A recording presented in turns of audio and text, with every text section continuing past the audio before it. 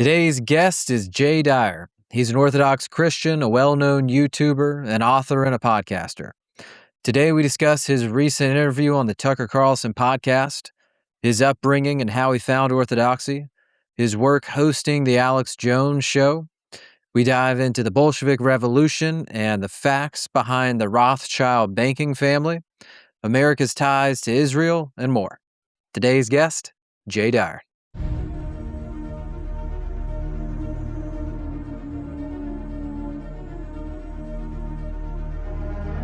Jay, thanks for being here. What's up, man? Glad to be with you. Good to meet you last week. You invited me on. I was like, yeah, it's a good idea. Let's do it. Yeah, we're local, not too far away. Gary Sinise. Yeah. Nice. Yeah. I grew up watching Gary Sinise. So. Dude, he's such a nice guy because he moved from LA to here to Franklin. Oh, I didn't know that. Okay. Yeah, he moved the foundation and everything here. Okay. So you were recently on Tucker Carlson. So how'd that come about? So basically, we had, I think, two of the three producers that I know that are friends of mine for him. Two of the three converted to Orthodoxy. His longtime collaborator producer, Scooter, became Orthodox many years ago and finagled into getting me on the last episode that Tucker had with Fox. And so I was dressed up as Klaus Schwab. It was like a 10-minute segment of that episode was me going around Austin, Texas, like interviewing people. It's a really funny clip. You should look it up sometime. But it's me basically being Klaus Schwab, interviewing all these idiot people in Austin.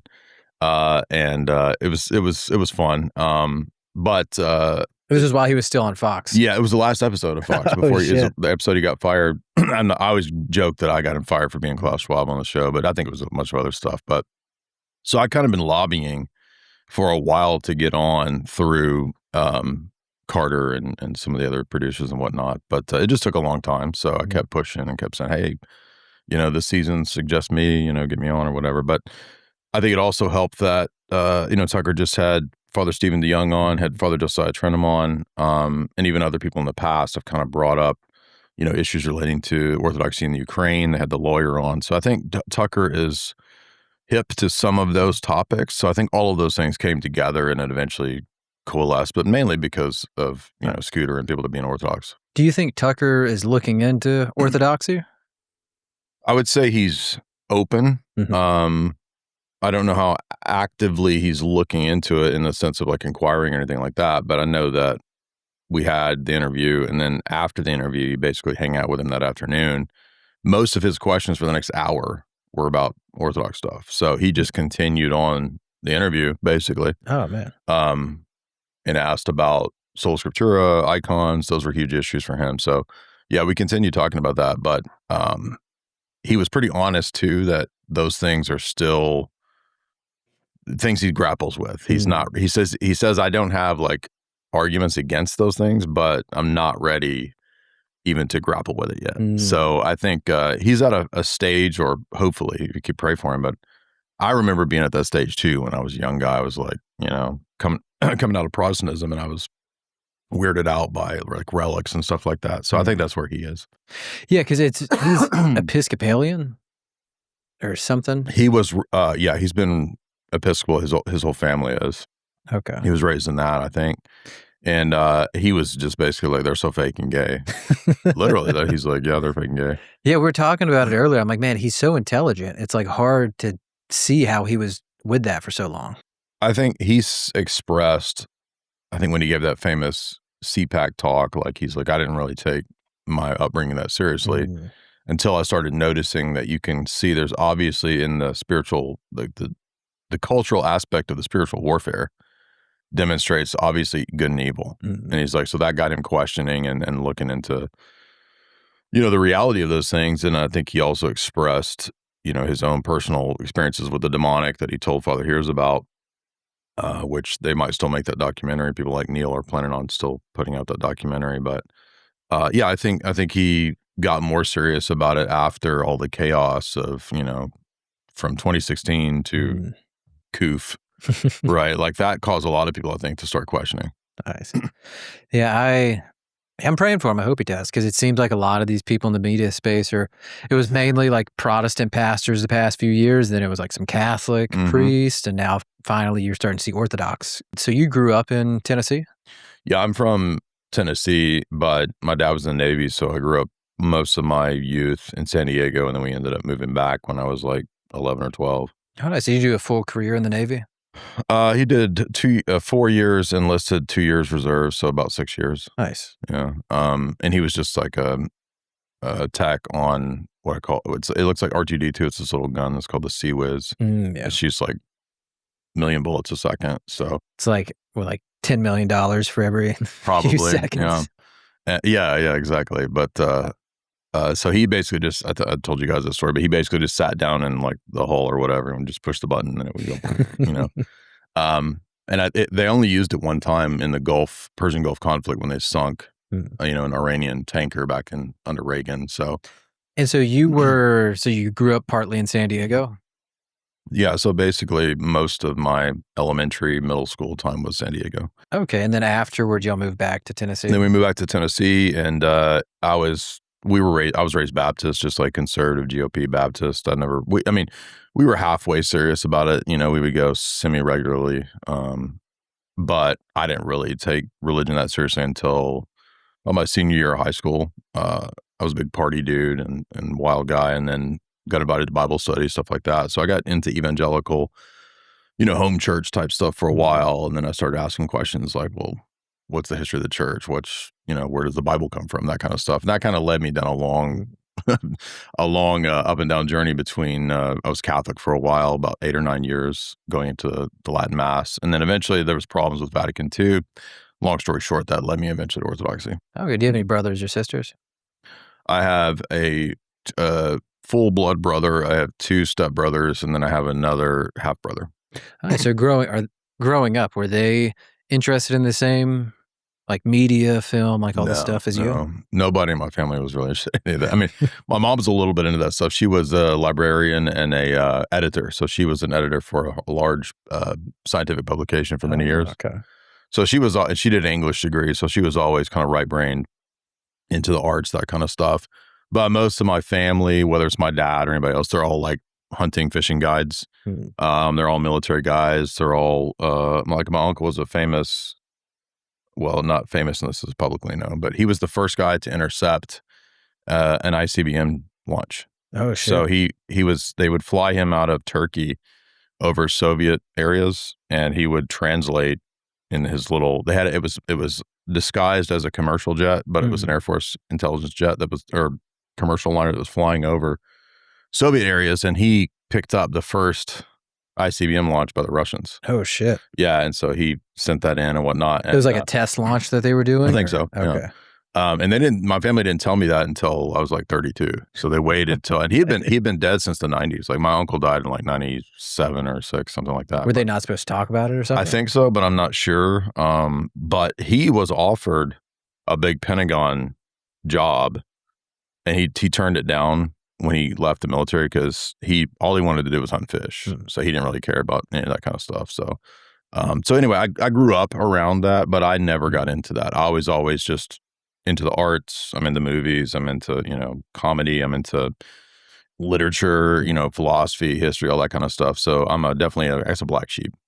Okay. And then, so in school, when did you start shifting into, was it like college or high school where you're like, okay, I don't want to go down this traditional route? Or did you go to college for a bit? I did. I went all the way to grad school, and I got all the way to writing my thesis. But in high school, I was more of I'm not homosexual, but I was a theater kid. So I was a heterosexual theater kid. And maybe in the 90s, there was more of those, but yeah. I wanted to do stand-up. So basically, I've been working on a stand-up routine throughout high school, and did that for a while back. I got to ask you, what's Wigxanthium? I've seen. So all the comedians started, making the N-word usable again. Mm-hmm. And then I just started bitching on my podcast that we need to make the W word, the wigger word, more prominent. But it was just a dumb joke on a live. And then it's just, a lot of times these things on live streams, they take on a life of their own, right? So a lot of the stupid shit I've said just ends up becoming its own thing. So we talk about Wiggersanthium or Wigxanthium. It just keeps on living. And but we've also made a bunch of stupid songs, rap songs to go along with it. So that I think helps give it life. But yeah, so basically, I feel like Allen Iverson, basically, basically, I'm talking about practice, basically. Getting him in his wigger mode now. Basically, you activated my alternate personality, so I'm gonna go full wigger now. Yeah, I was just into movies and comedy, and then when I got to college, I did Bible college first. I didn't really like it, so I ended up at just State University studying philosophy because I got into apologetics. I thought debating was really fun. I liked apologetics, defending the faith, that kind of stuff. And I studied a lot of church fathers, all that kind of stuff, but they didn't really have that. I was doing that on my own. So that wasn't at the university. I was just studying mainline, just normal philosophy and literature and history. And I took a lot of film classes because I like, Hollywood type stuff. But by the time I got to grad school, I had to hone that. You had to focus it. So I started writing a thesis on James Bond and the way that it's used in propaganda, especially during the Cold War, because they really were overlapping with hardcore in the Cold War. They did it in World War II and before that, but like the espionage sphere, the Pentagon, they were really interested in making pop culture effective in soft power, right? So I found that really fascinating, and it was like new to me when I encountered this idea in the 2000s. So I just read on that, mainly in the academic sphere, because if you don't know, like a lot of stuff that's in the academic world that's published, like the rest of people don't see it. So things that the academics talk about, like the CIA in Hollywood, which have been books about that since the 2000s. But like in the normie sphere, when I talked about that in the 2000s, people think you're crazy. Well, your professor's like, dude, what are you doing? No, the professors knew about it. But I'm saying, like, if I talked about that, like when the first time I did a podcast, we talked about that in like 2010 or 11. People were like, oh, you're schizo, dude. I was like, well, I mean, I'm studying this right now in college. So yeah, people still trusted the government back then. Exactly. Especially on these kind of seemingly outlandish ideas that you would have, the interest of the Pentagon in movies or the FBI in film and TV, right? And all of these agencies are very interested in everything. So of course they would be. I think nowadays we think about that as like obvious, but if you go back 20 years ago when I first encountered that idea, it was like, what? That's crazy. It was crazy to me, right? Yeah. And there's not a lot of people in the mainstream talking about it back then. Back then there weren't. No, you've got it pretty normalized now. Huge podcasts have talked about it regularly. I mean, Joe Rogan said, like the biggest people, Tucker's had the people on talking about it. So anyway, I just thought it was a neat subject. And, my thesis advisor was like, yeah, that's really cool. You should write on that. So with that, have you seen the trailers for this like Odysseus movie that just came out? Yeah. Dude, so it's like, there's no Greeks. I think Elliot Page is like one of the Greek warriors, like Helen of Troy is like this. Everybody's calling it Helen of Detroit. Yeah, dude. Or Felon of Detroit. So what is that, man? Because I mean, they had the opportunity to make a masterpiece, but they're just forcing all this bullshit into it. Yeah, I think when I wrote that like 10 years ago in 2016, I wasn't even thinking about how hardcore they would go with the gender stuff and the really hardcore woke stuff. Like this is a lot of like symbolism and symbology type stuff. It's not even covering that level of just straight up gaslighting, inversion. But I talk about it as inversion, which is a technique that actually goes back to Tibetan traditions. They have this idea that for you to go through a psychological transformation in terms of their view of progress, spiritually speaking, you have to do all the worst possible things, right? So some people who study that type of stuff, mind war, psi war, that kind of stuff, they will actually pull from pagan traditions, shamanic traditions, and they'll weaponize the way that even ancient religions would use these practices for psychological warfare or for public social engineering manipulation. So in other words, I think they've studied what the effects of debasing yourself are. And thus, if they can debase the population, they become much more malleable and controllable. So I think that's what's going on with a lot of these films, that it's demoralizing you, it's humiliation ritual, it's erasing your history, all that stuff that we probably know about. But I'm just making the point that I think that it's a lot more scientifically understood than most people think. Because, again, these people have studied the way that films and TV and pop culture actually program you. Because they mastered that throughout World War II and the Cold War. Yeah.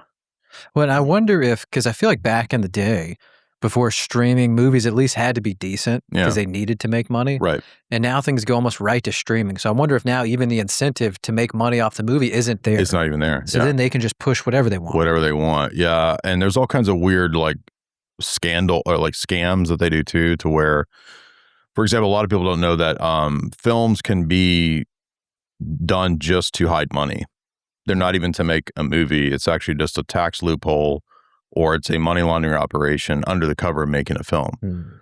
Films have even been intelligence operations. People don't know this, but Ben Affleck even made the movie Argo about the CIA using film production in Iran in the 1979 revolution as a cover for a CIA operation.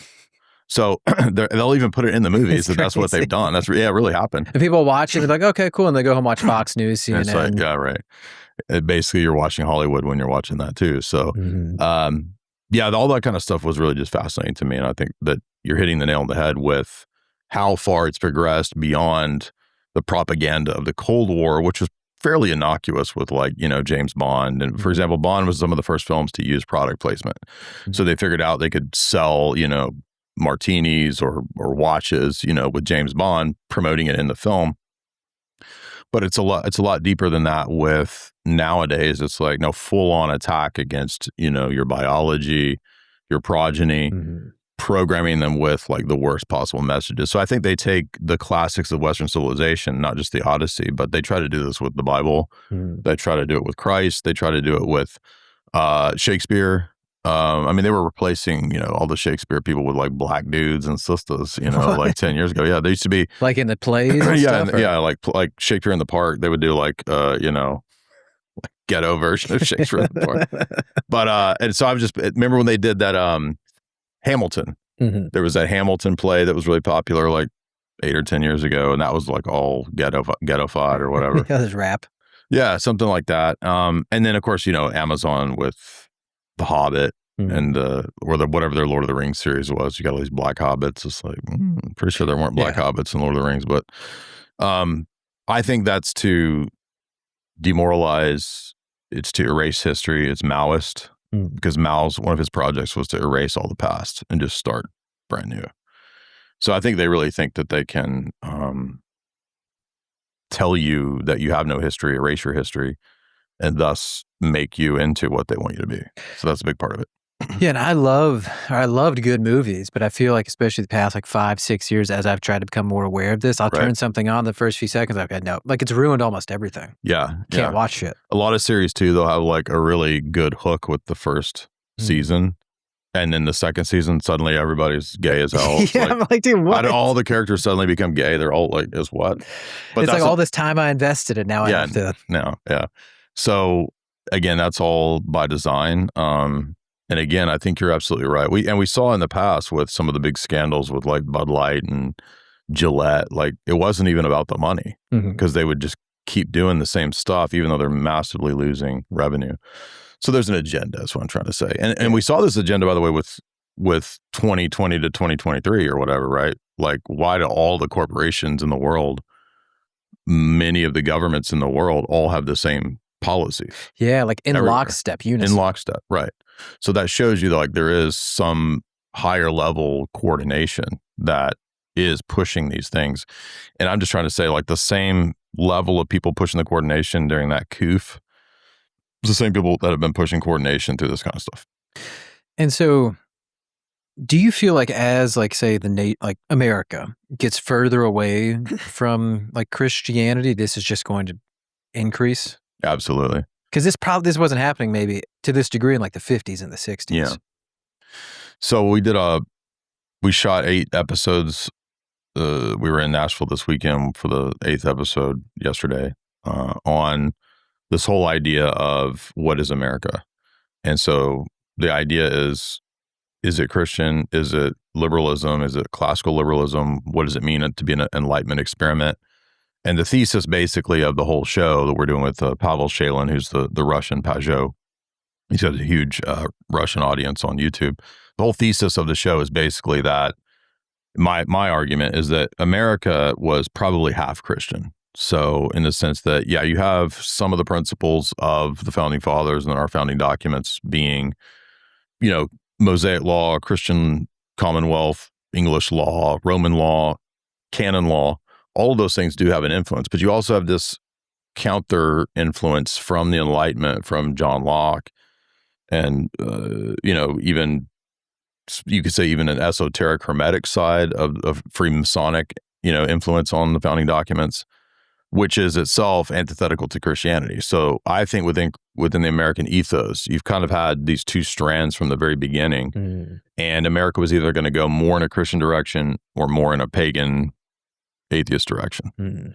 And unfortunately, it seems like we've gone more and more in the direction of being, as we say in philosophy, epistemically self-conscious with our founding ideas. So if you've got two conflicting positions, you're either going to get more Christian or you're going to get less Christian. So I think we've gone in that direction, and that's led to, for me, this was like many years of like studying like Enlightenment philosophy. What are the problems in Enlightenment philosophy? What does it mean to have, a constitutional republic, all that kind of stuff? Could that even functionally be Christian? I mean, I suppose it's possible, but I think the whole idea ultimately is the presupposition that power comes from the bottom up. There's not authority in the world. Authority is a social contract that everybody just comes together to decide where it comes from. And that's really totally antithetical to what Christianity is. Christianity says, no, there is hierarchy and there is authority in the world. It's not tyranny, ideally, but you can't just create government or create an abstracted system that functions apart from some persons that have duties and obligations. And one of the things that Pavel notes, I think was really insightful, was that all of the modern project of the state after the Enlightenment basically divorces statecraft from obligation or duty, because the elected official isn't responsible to the people. He's actually responsible to his oligarchical clique that he's a part of. That's who he really cares about. And because he's going to be gone in a few years, so he can milk it. He's not responsible to the people. And for whatever flaws there might have been in, medieval statecraft or with kings or whatever, they still had a responsibility to who they represented. But an elected official doesn't have that. He's basically just a servant to, lobbyists or to his personal, mammon. He basically serves mammon. Yeah. And I think that was kind of what we've hit on in that series. And to me, that's kind of the root problem of American politics, is that there is no real conservatism in America because America isn't based on explicitly Christian principles. Right. I think it should be. And it kind of goes out of its way to separate them. Exactly. Saying that, yeah, we should separate these. And like growing up, you think, yeah, separate, like that's a good idea because it's in the doctrine. Well, what's funny is that, in the original colonies, most of them were a form of theocracy. And I'm not saying we need to go back to Puritanism, but I'm saying that the original colonial idea wasn't a radical division between church and state. But when you get Roger Williams, Rhode Island, and the Baptist Radical Reformation ideology, their assumption is basically, no, actually separation of church and state means division between and opposition to the state, because their theology was the state is basically Satan. It's the beast. So the church is this private affair thing that you have that doesn't have any effect really in the civil sphere or on the rest of society. So the very beginning of the divorcing of public life and Christianity to relegating Christianity to be basically emasculated and cucked to something that's just your personal devotion begins with Roger Williams and Baptists. So the Anabaptist ethos is what I've been arguing for a long time. That actually won in the Reformation, because the classical reformers didn't believe that. Like, they still believed that there was this explicit duty that the state had to God to at least basic Christian principles, whether it's Luther or Calvin, maybe even Zwingli. They thought that there still had to be Christian principles in government. But with the Enlightenment, with the Radical Reformation, with the Baptist idea, which became dominant in America, the idea was, no, there's actually a complete severance between God and government. That's going to be based on generic natural law principles. And then you can have your private church thing be whatever you want. And so as the revolution, as the Constitution, all this was getting drafted, that was kind of the dominant ideology? I would say... or like an influence into it's it? An influence because, for example, you have some Episcopalians there, and I think many of them were dominated by the idea of natural law and natural rights theory out of the Enlightenment. You have a small amount of Catholics, like the Carroll family there, but they were also influenced by natural law theology out of Thomas Aquinas, that kind of stuff.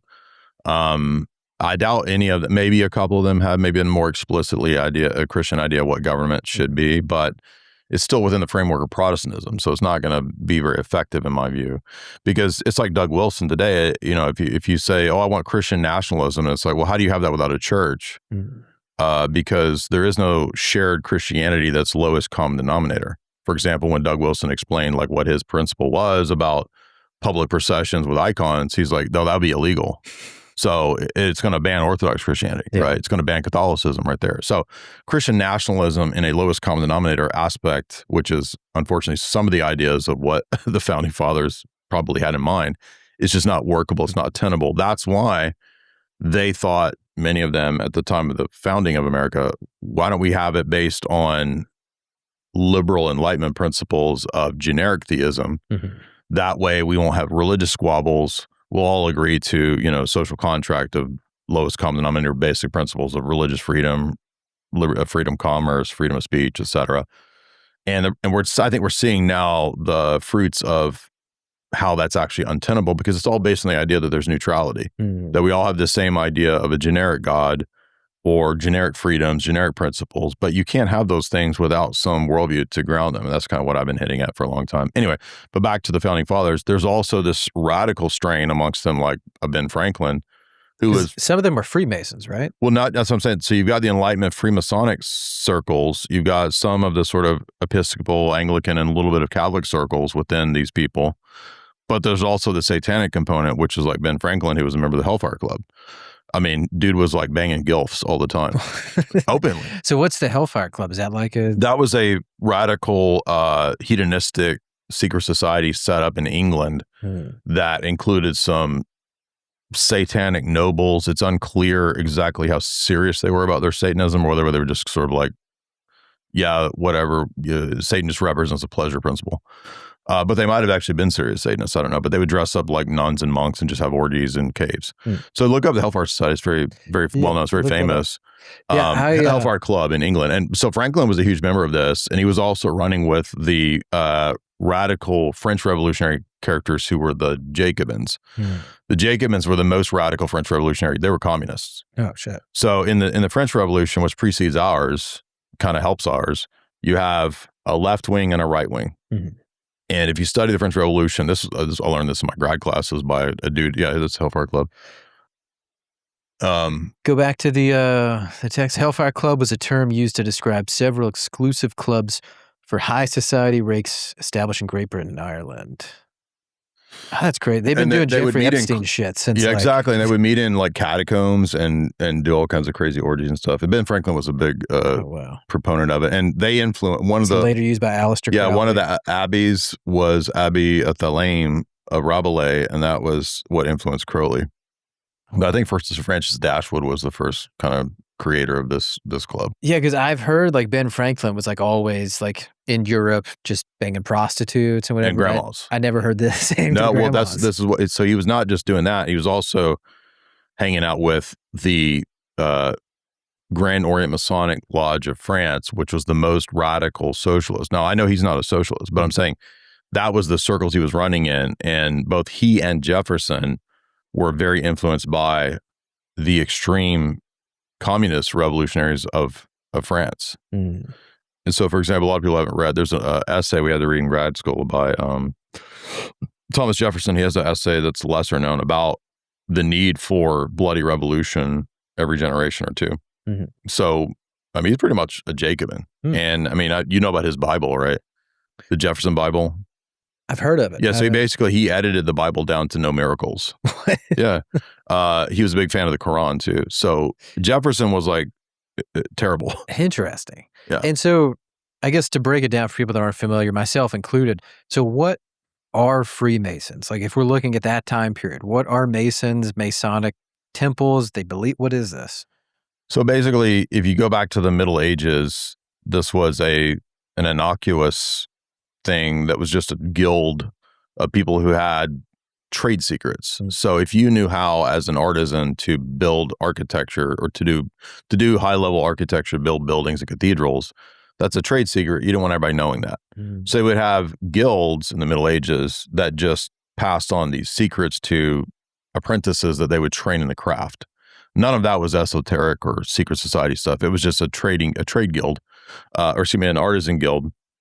And then by the late Middle Ages up into the 1400s and 1500s, some of the lesser nobles and merchant class, because there were laws against secret societies and this kind of stuff in Christian civilization, they realized that they could utilize these types of societies to engage in forbidden things like alchemy or sorcery or whatever. Because he already had the basis of like the circle of trust, these groups.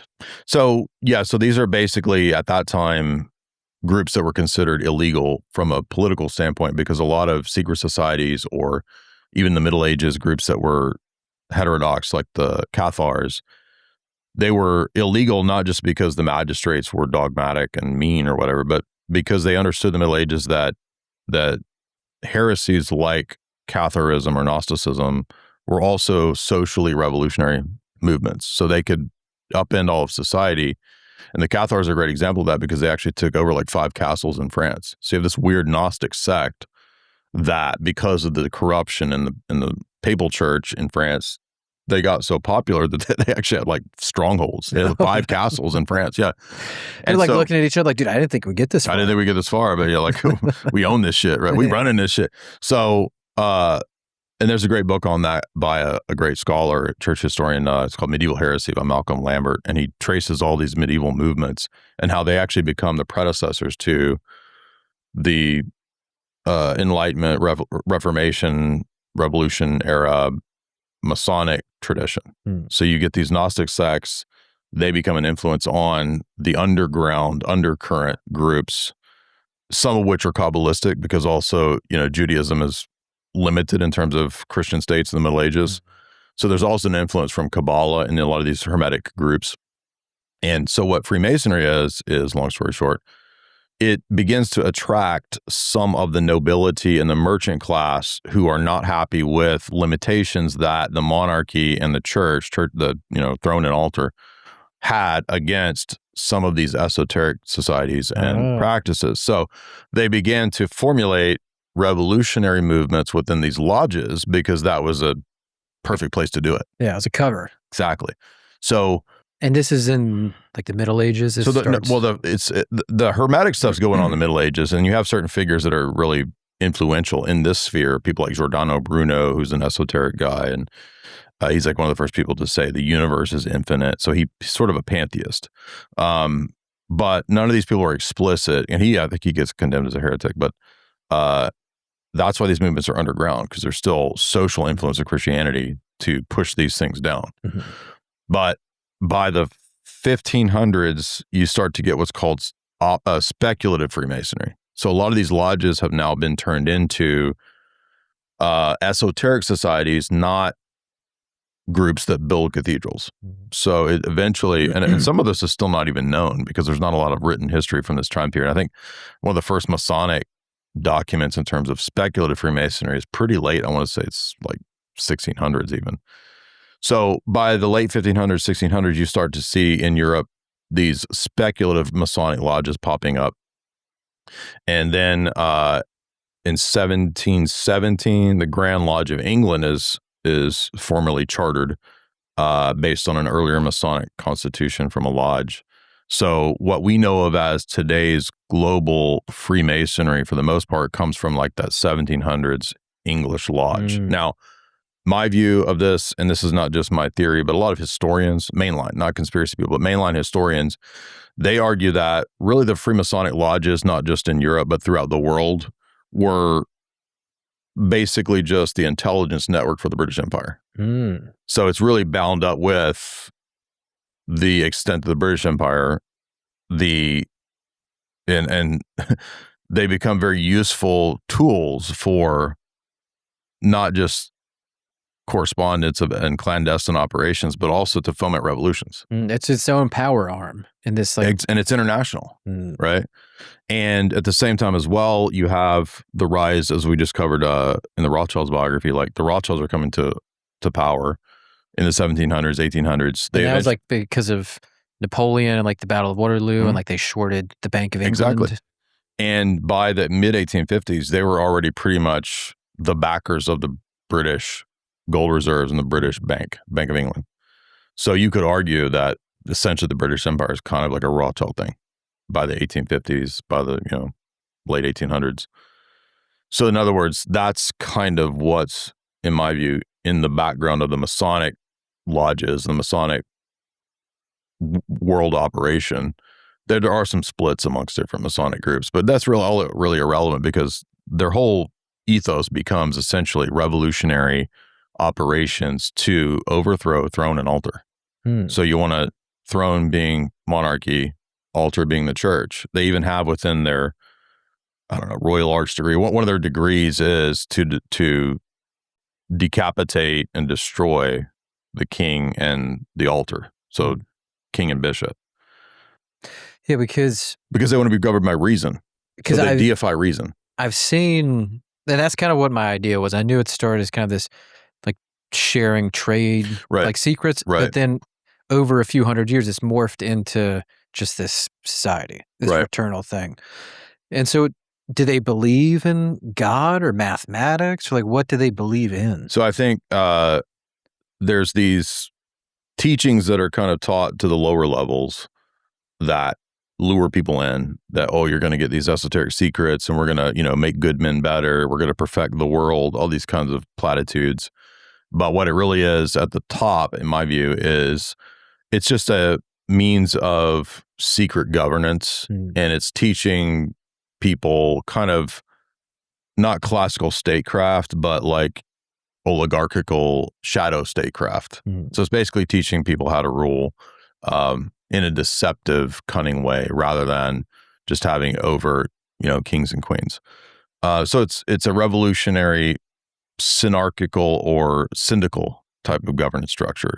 Those are terms that are used sometimes for governance by a secret elite, basically. And so when did like the Catholic Church, the Orthodox Church make an official like stance on Freemasonry? Because it's not compatible. No, and most classical Protestant churches have as well. Okay. So, did you ever see that?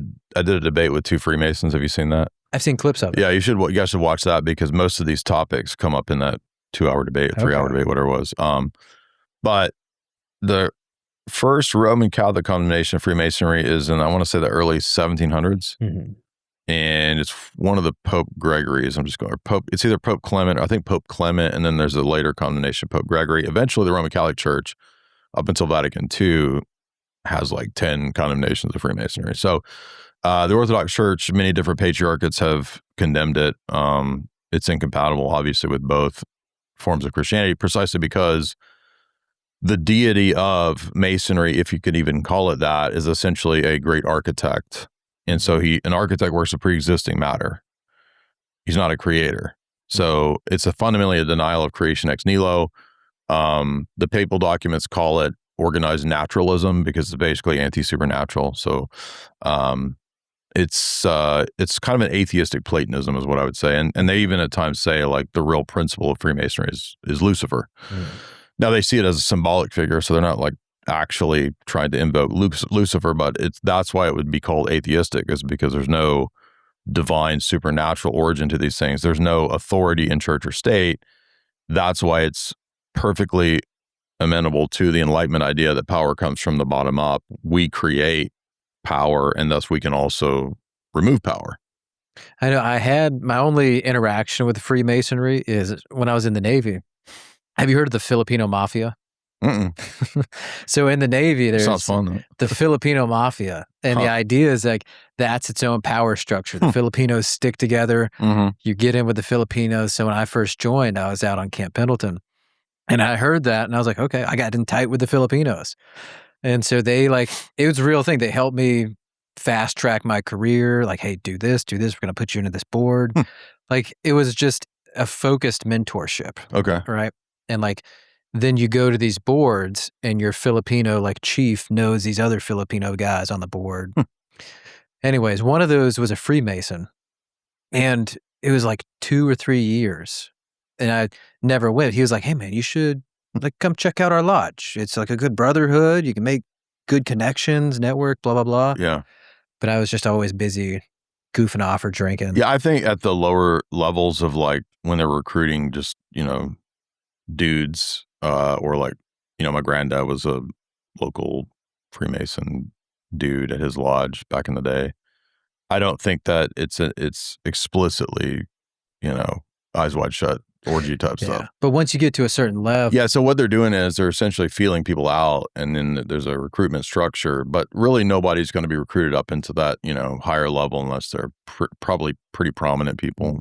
So it's like an invite to the 33rd degree in DC or whatever. And so you're talking about like Kabbalistic magic and stuff, and I've heard that in Hollywood, like people like practicing this. What is that? Well, I mean, there's a lot of people in Hollywood that are Freemasons. So there's a lot of that's been there for a long time. But Kabbalah is medieval Jewish mysticism that has a lot of different flavors and schools to it. But really, it should be demystified because all it is kind of copied and pasted Neoplatonism. And what's Neoplatonism? So in the 2nd, 3rd, 4th century of the church, you had certain figures that were philosophers that were attempting to reconcile Plato and his student Aristotle, so they had significant disagreements. So there was a philosophical movement amongst Middle Platonists and Neoplatonists to reconcile the two. So the most famous of these is a guy named Plotinus, and Plotinus wrote a bunch of essays that both influenced early Christian and pseudo-Christian writers and brought forth critiques. So the Cappadocians were very critical of Plotinian arguments.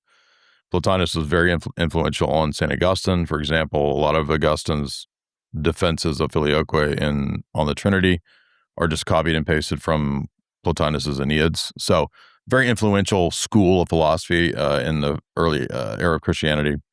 And so by the early Middle Ages, you had rabbinic schools that were also influenced by Platonism, Neoplatonism, Aristotle, etc. And so they would just kind of take some of those influences and sort of put them into their system of rabbinic Judaism. Okay. So some of the medieval texts of rabbinic Judaism are like the Sefer Yetzirah and the Zohar. These are like Kabbalistic mystical texts for mystical Judaism. And this is where we get the idea of things like the Golem. Have you heard of that? I don't know what it is. Okay, the Golem is the idea of medieval Jewish rabbis that you could, through certain mystical practices, Kabbalistic practices, create a mud man or a husk creature, an android. Yeah. So it's basically an early version of an android. And so this is like chanting and like altar stuff. I mean, again, there's as many different Kabbalistic systems as there are Kabbalistic rabbis. Mm-hmm.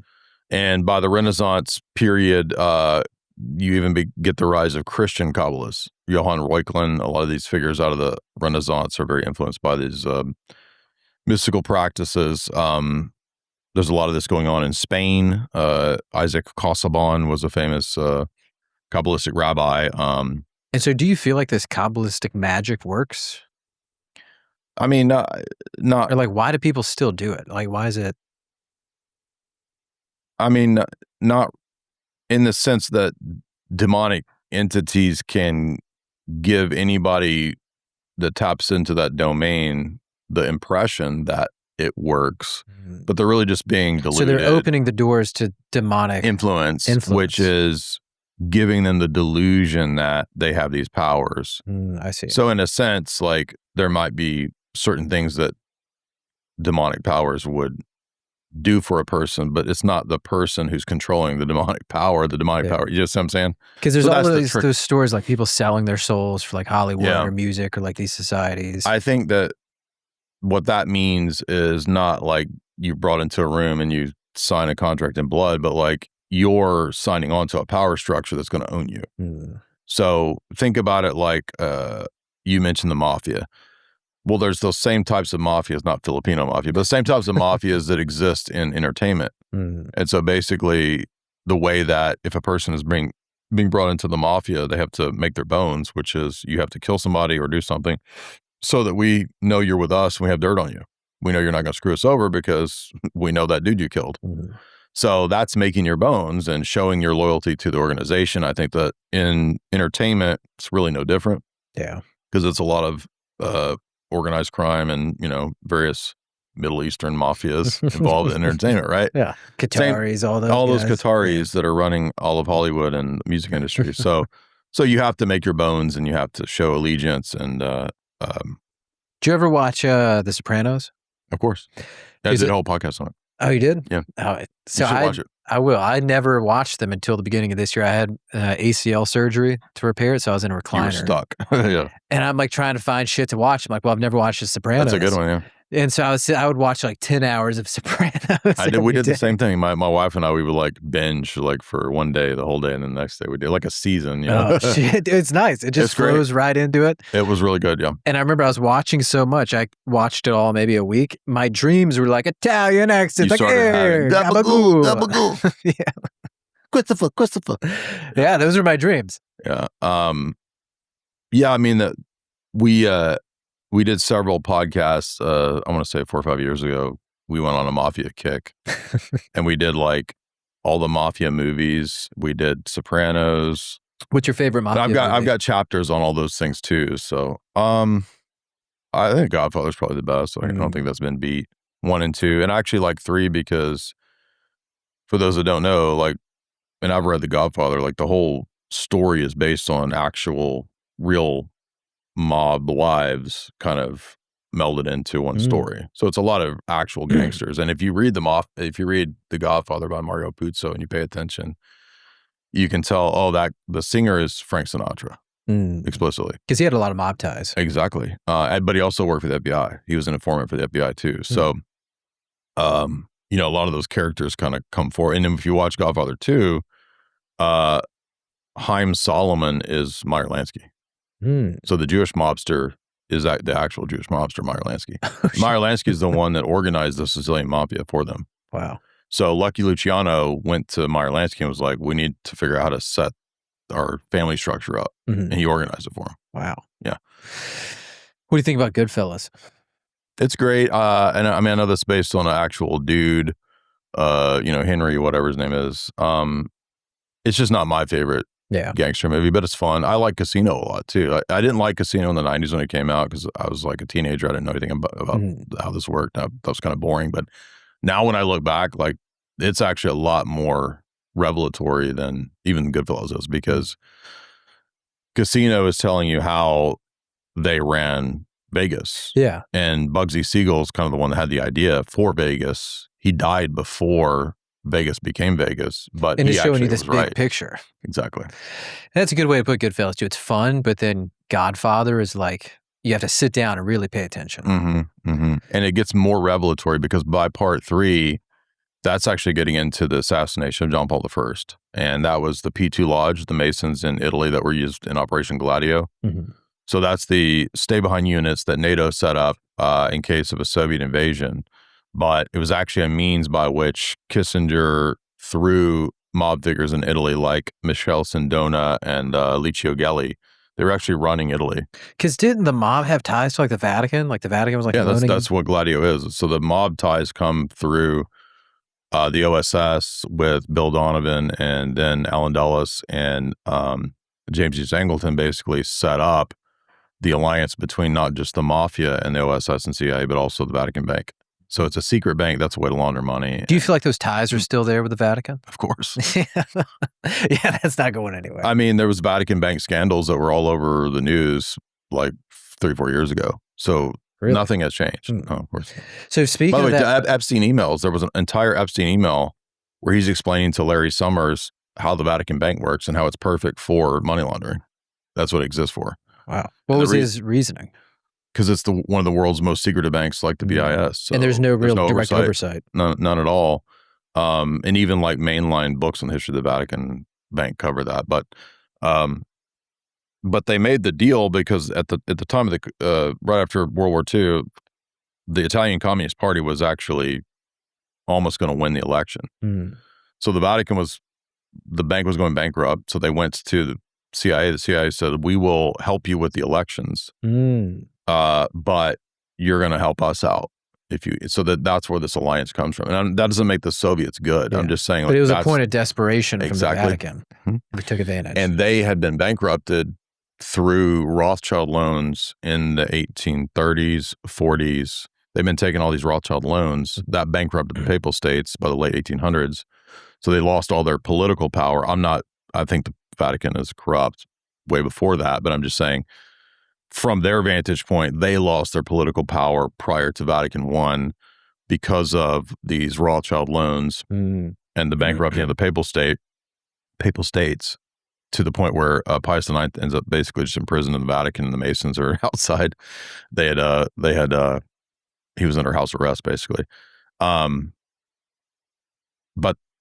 so that's the long story of how you have this alliance between the deep state, so-called Vatican Bank, and even Epstein explaining this to famous economists, how like the shadow banking network actually works. Yeah, because I feel like with the Vatican, like you can't, I mean, it's obvious now, but over the years, you can't have that much power, that much wealth, and not be corrupt on some levels. But talking about the Soviets, so whenever I started looking into Orthodoxy, like because I grew up Baptist as well, and kind of I had these bigger questions and a lot of these contradictions, especially like Israel and like the genocide, like all these things. It's like, wait a minute, why are we supporting this? And so something that really solidified this was looking into like the Bolshevik Revolution and like the targeting of Christians, because everybody hears about the Holocaust and everything that was going on, but there's no movies about the Bolshevik Revolution or the Armenian genocide. So can you break down like how did this revolution start and who is starting the Bolshevik Revolution?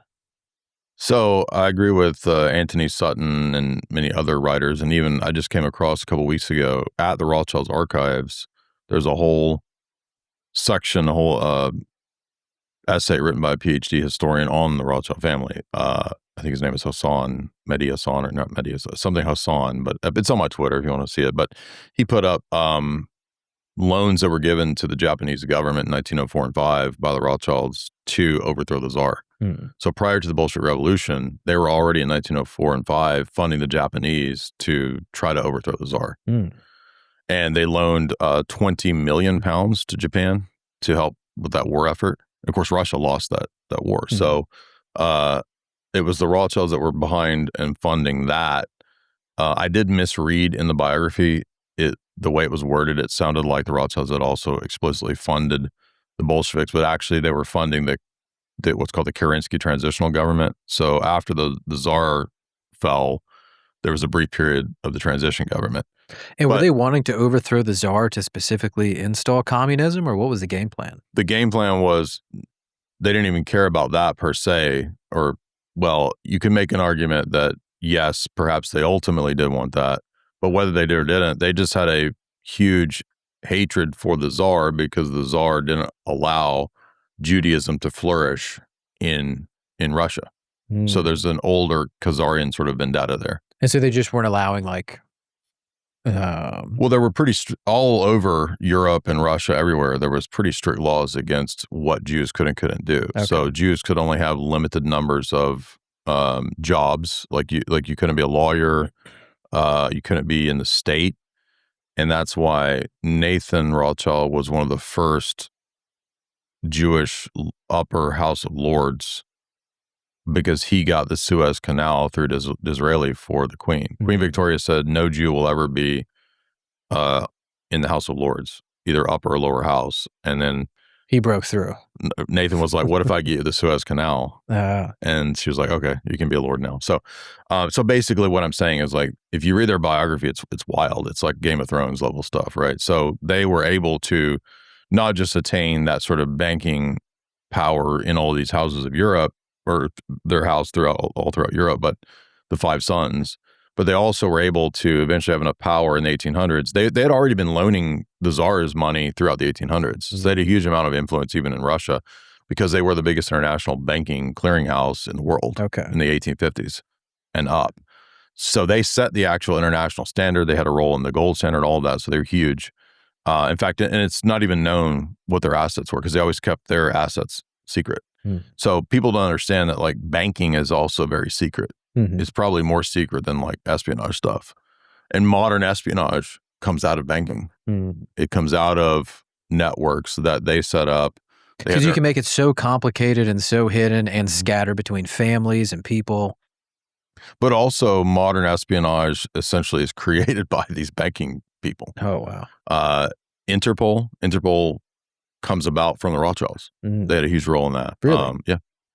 And the OSS and CIA were basically set up by these same sort of hidden sort of entities in the background. But long story short, just that the Bolshevik Revolution then comes about eventually because of money, it would appear, from New York and German banking and corporate interests. We know that the Rockefellers definitely had a role in that. There's debate to what degree Schiff, Kuhn, and Loeb and Warburg had influence, but they at least did send some monetary support to Lenin and then Trotsky.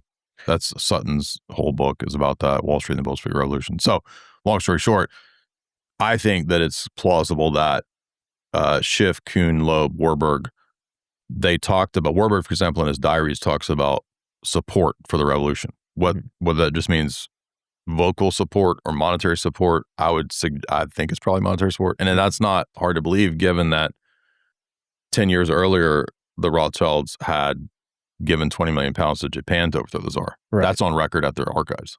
Wow. So that's not conspiracy. But you could debate, okay, but here's the thing. If Schiff, Kuhn, Loeb, and Warburg are giving money to the Bolsheviks and then to Trotsky, that's still Rothschild because they're all intermarried. The Warburgs and all these people intermarried with the Rothschild banking families. And so the simple way of looking at this is, I mean, I guess very simple, but they had beef with Russia, and they wanted to and was Russia mostly Orthodox Christian at this point? And so was there like a large movement to overthrow like the Tsar, or was this just like a very concentrated like effort and center of people? That's a good question. I mean, I'm not a historian of the Bolshevik Revolution. I just know from some of the books about the funding of it, how it came about. Because I've seen like the videos in, I guess, it wasn't squares. all of Russia. It's essentially like a coup that would occur from this power centers. Because that's what I've seen is in these little squares, they would like desecrate relics, like hold up like skulls and bones and stuff to show them that there's no power in this. And yeah, so and I think people put forth evidence of like, Kabbalistic elements of the overthrow and the killing of the royal family, the Romanovs, right? So there's evidence of that. And I mean, the Rothschilds explicitly wanted that, to what degree they were Kabbalistic, I don't know. But in the biography, they do explicitly say that all the way back to Chaim Solomon and in the later generations, they were avid readers every day of the Talmud. So they were absolutely explicitly Talmudic in their worldview.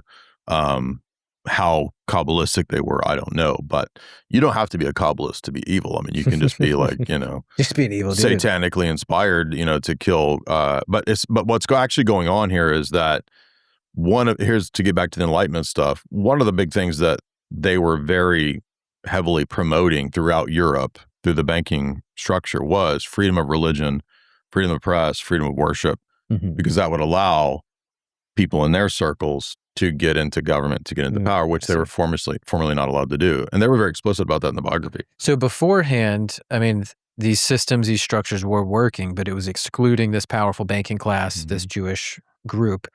And so that was kind of the real reason for pushing this. And that's why they wanted so heavily to not, because one of the things the Tsar was discussing was what he called a holy alliance, where he wanted to build an alliance with other Christian powers against what he saw as Western banking power taking over. And I don't mean the Holy Alliance that people know from history, but there was a separate thing that the Tsar had an idea to do. And that was another reason why they couldn't let him do that. So they had to get rid of him right away. So just looking back at history, and this might be a bad take, but so that happens. Bolshevik Revolution happens. They kill his family. Communism is taking over. And Germany, this is leading up to World War II, sees that this just happened in Russia. So how much of that do you feel like had an impact on Germany I guess, and Hitler rising to power? Because, I mean, this is such a, I guess,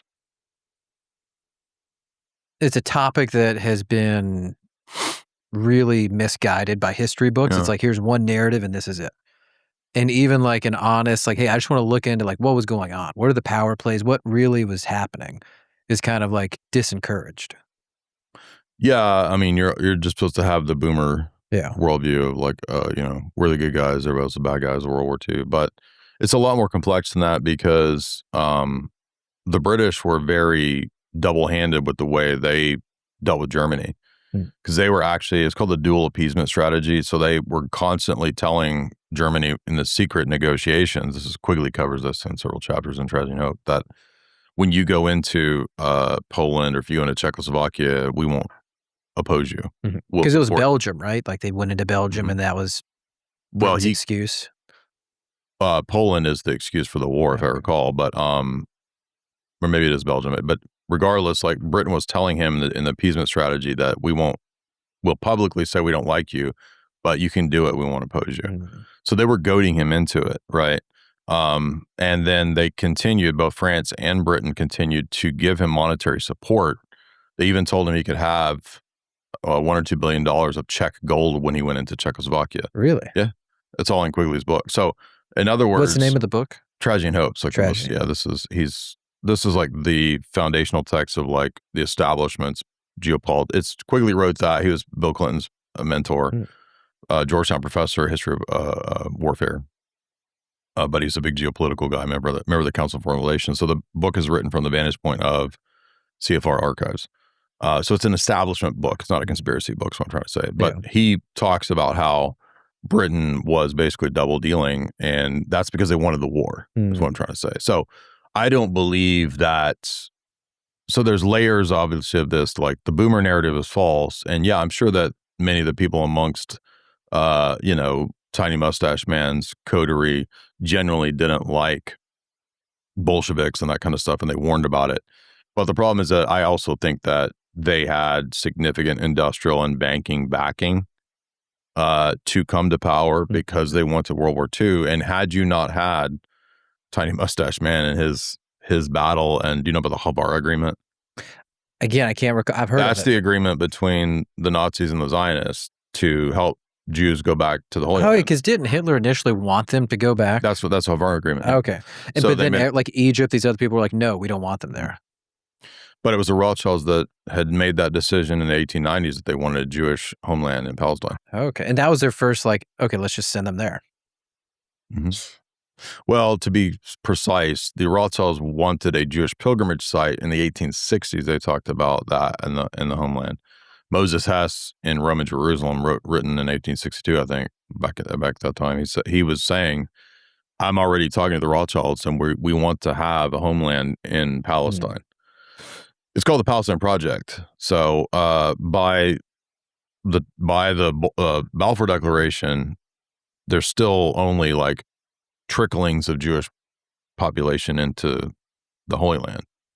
But they don't get the Jewish state until after World War II. So you couldn't have had recognition for the Jewish state without World War II is what I'm trying to say. So World War II functions in many ways, not just to devastate Europe and to destroy these countries. And that's the way Quigley lays it out, is that in order for the Atlantis' banking power to come into full power and control, they need to get rid of their two rivals. One of those rivals is Austro-Hungarian Empire, and they would destroy that with Hitler and the war.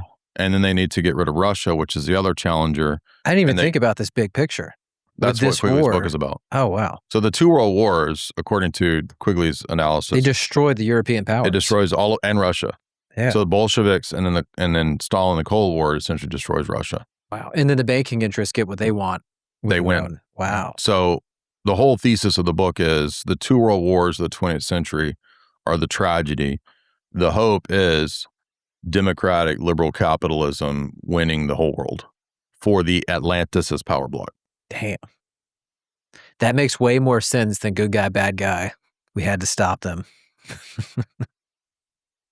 Damn. Do you think America will ever break ties with Israel? It's definitely gotten to the point of recognition beyond what I would have ever expected. Like, I mean, I kind of learned about a lot of this stuff in 2003, 4, 5, 6 after 9/11, because I started questioning 9/11 2003 in the narrative. You were early. And that kind of leads you to then questioning, well, why do we have this like alliance with, foreign powers the way it is? And then that leads you into studying history, and then you get into the British Empire, and that's essentially like a Rothschild thing. And the Rothschilds also happen to be behind Suez Canal. They happen to be behind, Russo-Japanese War. They happen to be behind like all of these things. They're giving too many coincidences. They're giving loans to the Vatican. They seem to, bankrupt the Vatican. It's like, why are we seeing this pattern? They have a huge role in the Federal Reserve, right? So, is that Titanic story true, or do you feel like it's true? I don't know. Like that? I wouldn't be surprised, but I don't know. That's a lot of speculation, but yeah. I mean, what I try to do is just go to the text, and people say, well, it's a conspiracy theory, and if I ever read a conspiracy theory book, I usually say, yeah. But most of the time I'm just trying to go from like hard, text that they've written or authorized biographies. Those are great sources. I see.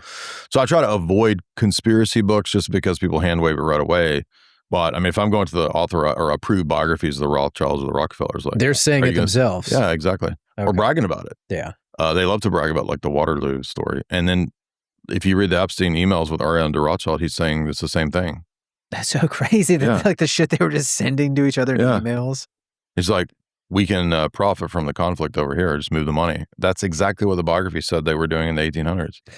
So what do you think, like in an ideal scenario, what do you think it would take for America to detach from Israel? Because I agree. It's like just a few years ago, you couldn't talk about any of this stuff without getting canceled. So I feel like it's moving in this direction and more people are waking up to it. But the power structure, the government, still is very much intertwined. I mean, for there to actually be some severance, I think would require even more than, I mean, it's great that people are waking up to things, but I mean, people are going to be led into false solutions and traps. They always put forward goofballs to be the voice of your movement who are weirdos. Like I've been seeing that. That's been happening on the right wing for forever. Who do you think are some of those guys in the right wing? I mean, I'm not trying to start fights with people, but I just think that there's a consistent, like, for example, you go back to when the alt-right popped up, right? And you've got Richard Spencer, who's now like a Democrat. So you get these characters that sort of pop up that within a few years, they're basically just pushing mainline politics. And it's very easy if you have somebody who already has a big audience, if somebody comes and talks to him and like sways them one way or the other to either don't talk about this or just lead in this direction in circles. Well, this is the challenge of people who are the face of movements, is that it's very easy to control people with money. So, especially if people are like not already wealthy, right? I mean, even Trump like had all of his own money, but he seems to have been very easily eventually corralled into, just being a mouthpiece of the establishment again. But yeah, those clips are so crazy of like Trump, like 2016 versus like now Trump. It's like, you're getting all this money.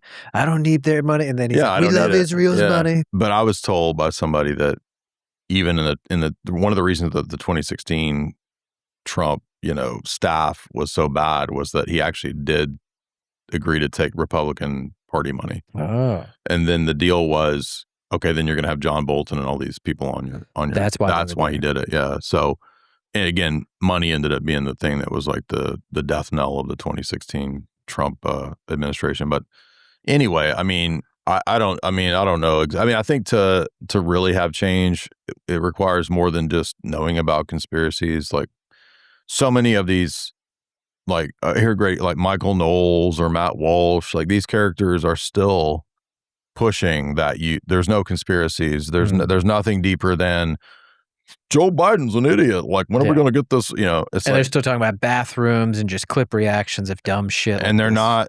And they're explicitly saying, don't look any deeper than that because you're a conspiracy theorist. Well, I'm sorry, but the Rothschilds are like huge. So it's a big piece of the puzzle. And if you can't look to what's really going on with, and I mean, even if you were afraid of talking about Rothschilds and that kind of stuff, what about the Council on Foreign Relations of the Trilateral Commission of the Bilderberg Group?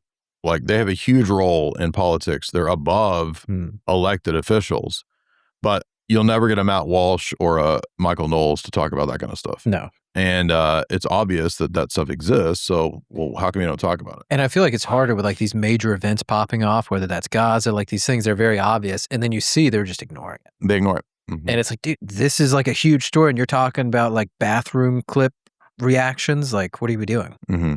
That's just to keep like normies in that normie spell of not going any further than, Yeah. Because I've heard discourse. This idea with like the break of like, if Israel can accomplish this greater Israel project and kind of neuter these powers in the Middle East, it becomes its own powerful bloc, and they won't really need the backing of America. Yeah, and they've even talked about if they lose American backing, they've already got back. They'll rely on India. They think so. They have huge support in India, so they think they can like rely on that. I was like, I mean, like the poop factories. Like, what are you like exactly? You're going to rely on? But I mean, I think they think that cheap labor, that kind of stuff. They can. But whatever. I mean, I don't think they seem to be sort of arrogant, and psychotic. So. And that's like a huge, pride comes before a fall. So I don't know if the World Cup game's over, but I was kind of betting on their arrogance. Have you heard about this with the World Cup and FIFA? And so the idea is that, I guess, in Argentina, Javier Milei has ties to Bibi Netanyahu. Sure. They're like butt buds. Right. And so there's been a lot of videos. Bibi's like, hey, I want you guys to bring home the World Cup. And he's friends with Messi.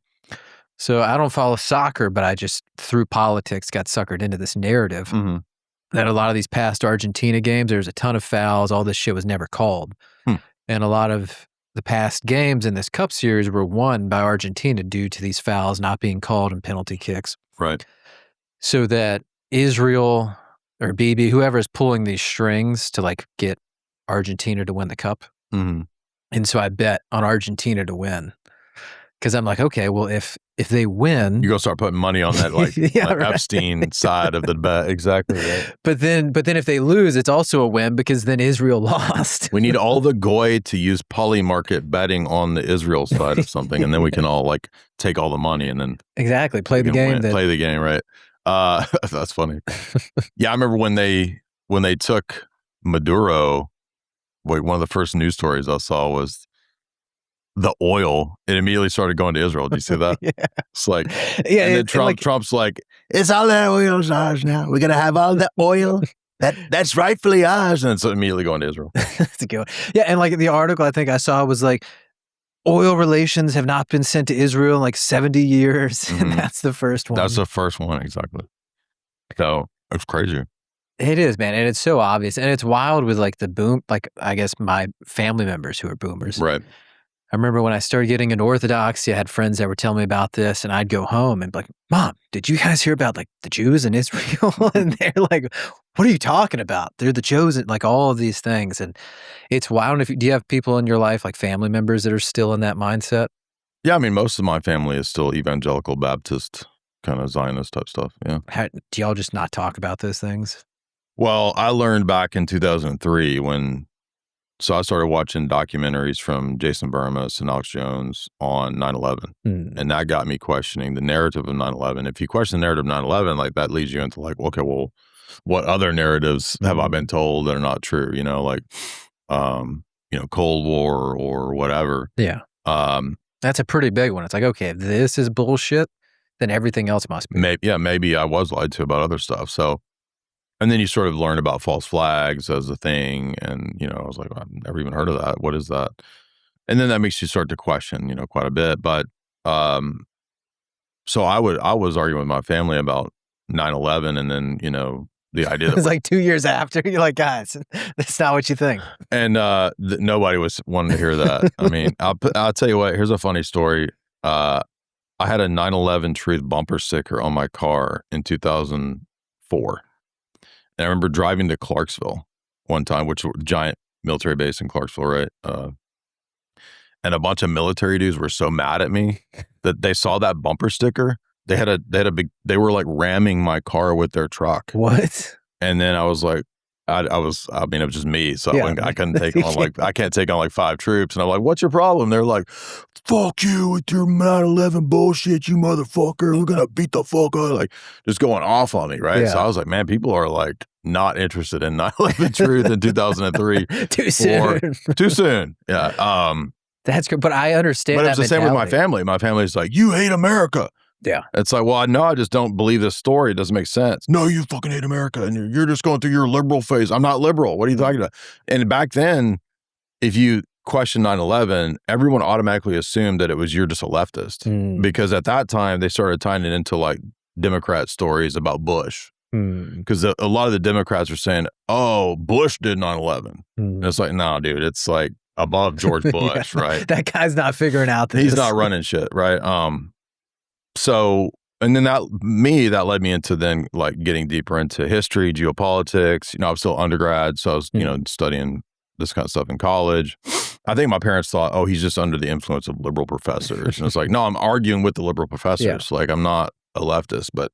And it's crazy how I kind of saw this whenever Gaza was happening and like the genocide, like this shit you can see the injustice, but then they had the news started spinning it as like this leftist thing. Right. So then if you're against genocide or like targeting civilians in Gaza, you must be a liberal. You're with Hamas and you're a Palestinian activist and you're a leftist and that's the same stuff I heard in 2003 if I question 9/11. So. And I can understand that mindset because when I was in the military until I woke up, maybe in like 2018, 19, I was the same way. I'm like, fuck anybody who doesn't believe 9/11. I was in 2001, I was 21. I remember I was able to drink and, 9/11 happened and I was like, yeah, fuck the Muslims, dude. We got to, go to war, dude. Everybody was like that. The whole nation was like that. So were you born yet or how long? I was born, in the mid 90s. Okay. So right after 9/11. I remember we were in school and they wheeled in like a TV. Yeah. They wanted everybody to see it. Us, and then there were like the next couple of days, there were flags everywhere. Like the whole country was just like mesmerized. Yeah. I was too young to like know the tone, like the cultural tone, but I mean, I wasn't interested in politics really. I just reacted as, normie conservative, like, yeah, man, they're after America. They want to take America down. But, that's right when the internet was beginning to be everywhere. So like you would be at work. I worked at a paint store and I remember 2002, 1 year after that had happened, 1 or maybe a year and a half after it happened, like we would be at the paint store on break and we would be watching like viral clips. That was right when viral clips were new. Yeah. So there was this site called E-Bombs World, which still exists. And it was just like crazy, viral clips of people, falling off of a bicycle or jumping into. Did you see the cartel videos in like those early internet days? Yeah, they would have that kind of stuff. With chainsaws? Well, this wasn't that level of crazy shit, but this was like, it would be funny clips, like viral, it was the beginning of viral clips. Okay. But here's where the whole story is. There was a viral clip of Loose Change, Burmes's documentary, which was like a 5-minute section of the documentary about things that didn't line up in 9/11. So that got me to watch the documentary. And at that time, this site popped up called Google Video, right, which was new. That was before YouTube. It used to be Google Video. And all Google Video was like just conspiracy documentaries. Like the whole thing became in 2005 and 6, just like conspiracy stuff. All the Bigfoot aliens people went right to it. But it wasn't just all crazy shit. It was actually also good stuff. Yeah. All right. So some of the good stuff questioning 9/11 was there very early on. Interesting. So right away, there were already people like. Oh, yeah. Well, Burmes's Loose Change at that time in the 2000s became the #1 documentary online. Oh. He ended up getting like, I mean, for 2000s numbers, it was like in the millions, which is crazy for that time. So there's probably that many users on the internet. Yeah, exactly. I mean, the biggest internet documentary of the 2000s for many years was Burmes's Loose Change. And then Alex did some big ones like, I'm trying to remember the first big one. I think the first big one was like Endgame, like mega big. And then, of course, Obama Deception was like a next tier of like, he got like 30 million views on Obama Deception, which was about Obama, but it actually got into a lot of like the big, Bilderberg, the big geopolitical stuff. So anyway, I'm just trying to say that like, that was when the internet was becoming omnipresent. And so 9/11 was your real big like awakening. So I had read in the late 90s some stuff critiquing socialism, Marxism, United Nations. Like, do you know what the John Birch Society is? No. Like that was the people that were awake in the 70s and 80s. So you had this era of like the boomers who were against the United Nations, against Marxism, against socialism. And to the credit of the John Birch Society, they were beginning to figure out that, like, wait a minute, it's not just Moscow. There's like very wealthy people in America, like the Rockefellers, that are funding all of the leftism in America. All the socialism stuff. It's not just Moscow, because it's like Moscow's influence in America is very limited. Yeah. They do exist, but it's very limited with their Soviet illegals program. That was a small, not that influential movement. So where's all the leftism coming from? And they actually had Senate hearings into the leftism in America. It's called the Reese Committee. You should look it up. It's great because they found out that, wait a minute, it's the tax-free foundations and NGOs and think tanks like Ford Foundation, Carnegie, Rockefeller. They're funding all the leftism in America. It's not the Soviets. So, and were they doing that just to sow like division, or just to keep everybody so scrambled that they can continue to profit? No, I mean, David Rockefeller himself did his dissertation and his work under not just Road to Serfdom dude, but Harold Lasky, he's the most famous Fabian socialist in the West. So in America. So he did his thesis work under a Fabian socialist. So these people believed it. No. David Rockefeller's not. He doesn't believe any of these things. Okay. These are just tools or mechanisms to concentrate wealth. I see. So, for example, in 1978-9, David Rockefeller wrote New York Times editorials praising Mao and the socialism of Mao's experiment. And so what I'm saying is that at that level of finance or whatever, same for the Rothschilds. Yeah. They're not against socialism or Marxism. They're just looking at all this stuff as tools. Those are tools to concentrate wealth and transfer it offshore. And they also are great in terms of wiping away the existing indigenous structure of a society. So if you want to destroy Russia, Bolshevism is a great tool to destroy. Interesting. So what do you think, like talking about Russia, what do you think is going on with Ukraine and Russia right now? Because they could end it if they wanted to. Like, why is this just dragging out? Is it just It's a giant money laundering, BlackRock level rebuilding project. Yeah. I mean, there's other things going on too. Right. So it's strategic location in terms of like splitting Kiev and Ukraine from Russia, because that's the ancient heart of Russia. So that was a strategy that goes back to World War I. If you listen to, when Tucker interviewed Putin, like Putin gave the first hour was like a history lesson of Russia about why Western geostrategy had to divide Ukraine from Russia, because it's an ancient strategy of warfare. And that goes back to the British imperial strategy of heartland, rimland theory about how to do geopolitics. If you control the heartland or the breadbasket or the whatever, then you, according to Brzezinski, following the Mackinder thesis, you can control the world, give the upper hand. So that's the geostrategic reason. But then there's also modern like BlackRock, business stuff. Remember, it was a year or two ago when Zelensky was like, BlackRock, please come to Ukraine. There's a lot of business opportunity. He's begging them to come and set up shop. So that's a big part of it. I mean, ancient Khazar vendetta is part of it. I mean, there's all of these things that are part of it. But well, it's crazy because I feel like that was the little mind slop banner to get people out of COVID. Like it was COVID, and then now Ukraine, and now everybody is going from their vaccine stickers to now the Ukraine flag. Yeah. And now it's just becoming this money laundering. And it was exact same if you go back to 2003, because if you question the Big 9 event, like everybody was just worshiping the American flag, understandably, right after it. And so at that time, it wasn't the black cube of BLM. Remember when everybody was putting the BLM? Then it's like the thing of the week, right? Or the thing of the month, right? But back then it was the American flag. And it's like, well, wait a minute, why are we actually serving American interests by all these foreign ventures? And then you realize, no, actually, and even back then in 2003, people were talking about the Seven Nation plan that Wesley Clark talked about. What's that? I mean, back then they were saying, Wesley Clark said, no, we're doing after 9/11 Israel's 7-nation strategy in the Middle East. Oh. So that 9/11 is going to be the thing to like kick this off. Yes. That makes sense. Because like looking back in hindsight, all these wars, like fighting all this shit in Iraq, Syria, Afghanistan, like it doesn't benefit us. So there's the Oded Yonan plan, which is Great Israel Project at 1982. He was Ariel Sharon's Secretary of War, whatever. They designed the original 1982 strategy for the Likud party to expand. Mm-hmm. The 1998 Netanyahu clean break memo is an updated version. Mm-hmm. And then it's the same stuff that Wesley Clark is talking about in the 7 Nations plan that the Pentagon had that Rumsfeld talked about in 2003, 4, 5. And then now it's the same stuff. It's obvious. So how long have you been working on the Alex Jones show now?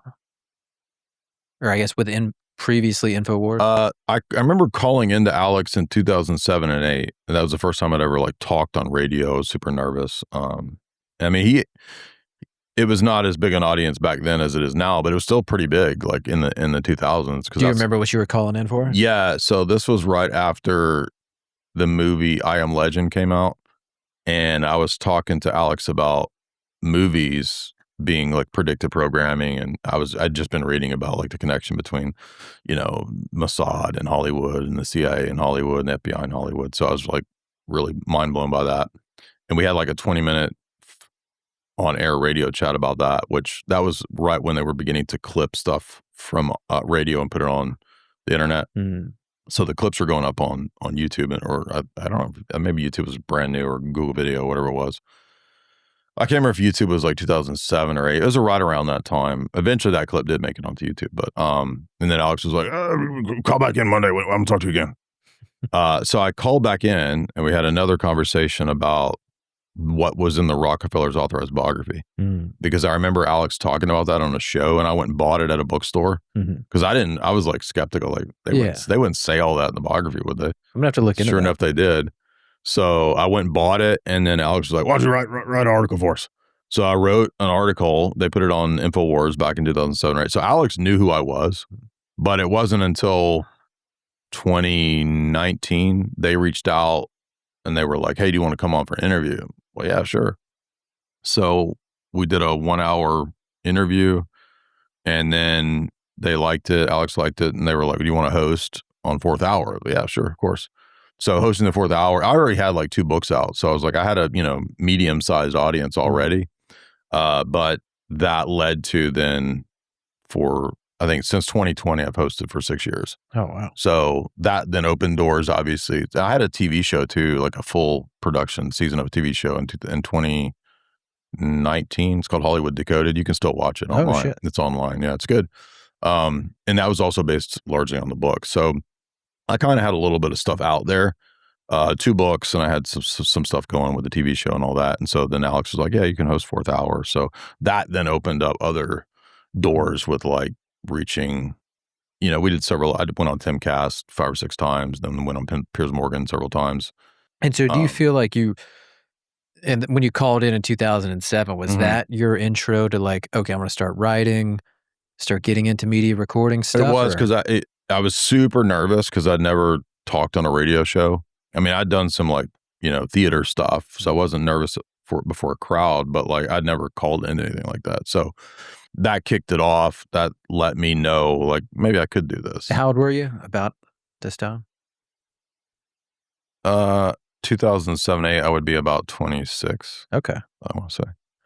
But at that time, that was when podcasting was beginning to, like, everybody was blogging and just beginning to do audio podcast. No, not many people, except like Alex, they were starting to do video, but not a lot of people were doing video stuff yet. So I made the mistake of uploading podcasts to YouTube for many years because I didn't really know what YouTube was. I didn't think about it as a video platform. So it took me, I was like way late to doing video stuff. I wish I'd have done it a lot. It was just audio only. I mean, it was for video. You were posting. I was just posting. I didn't know what I was doing.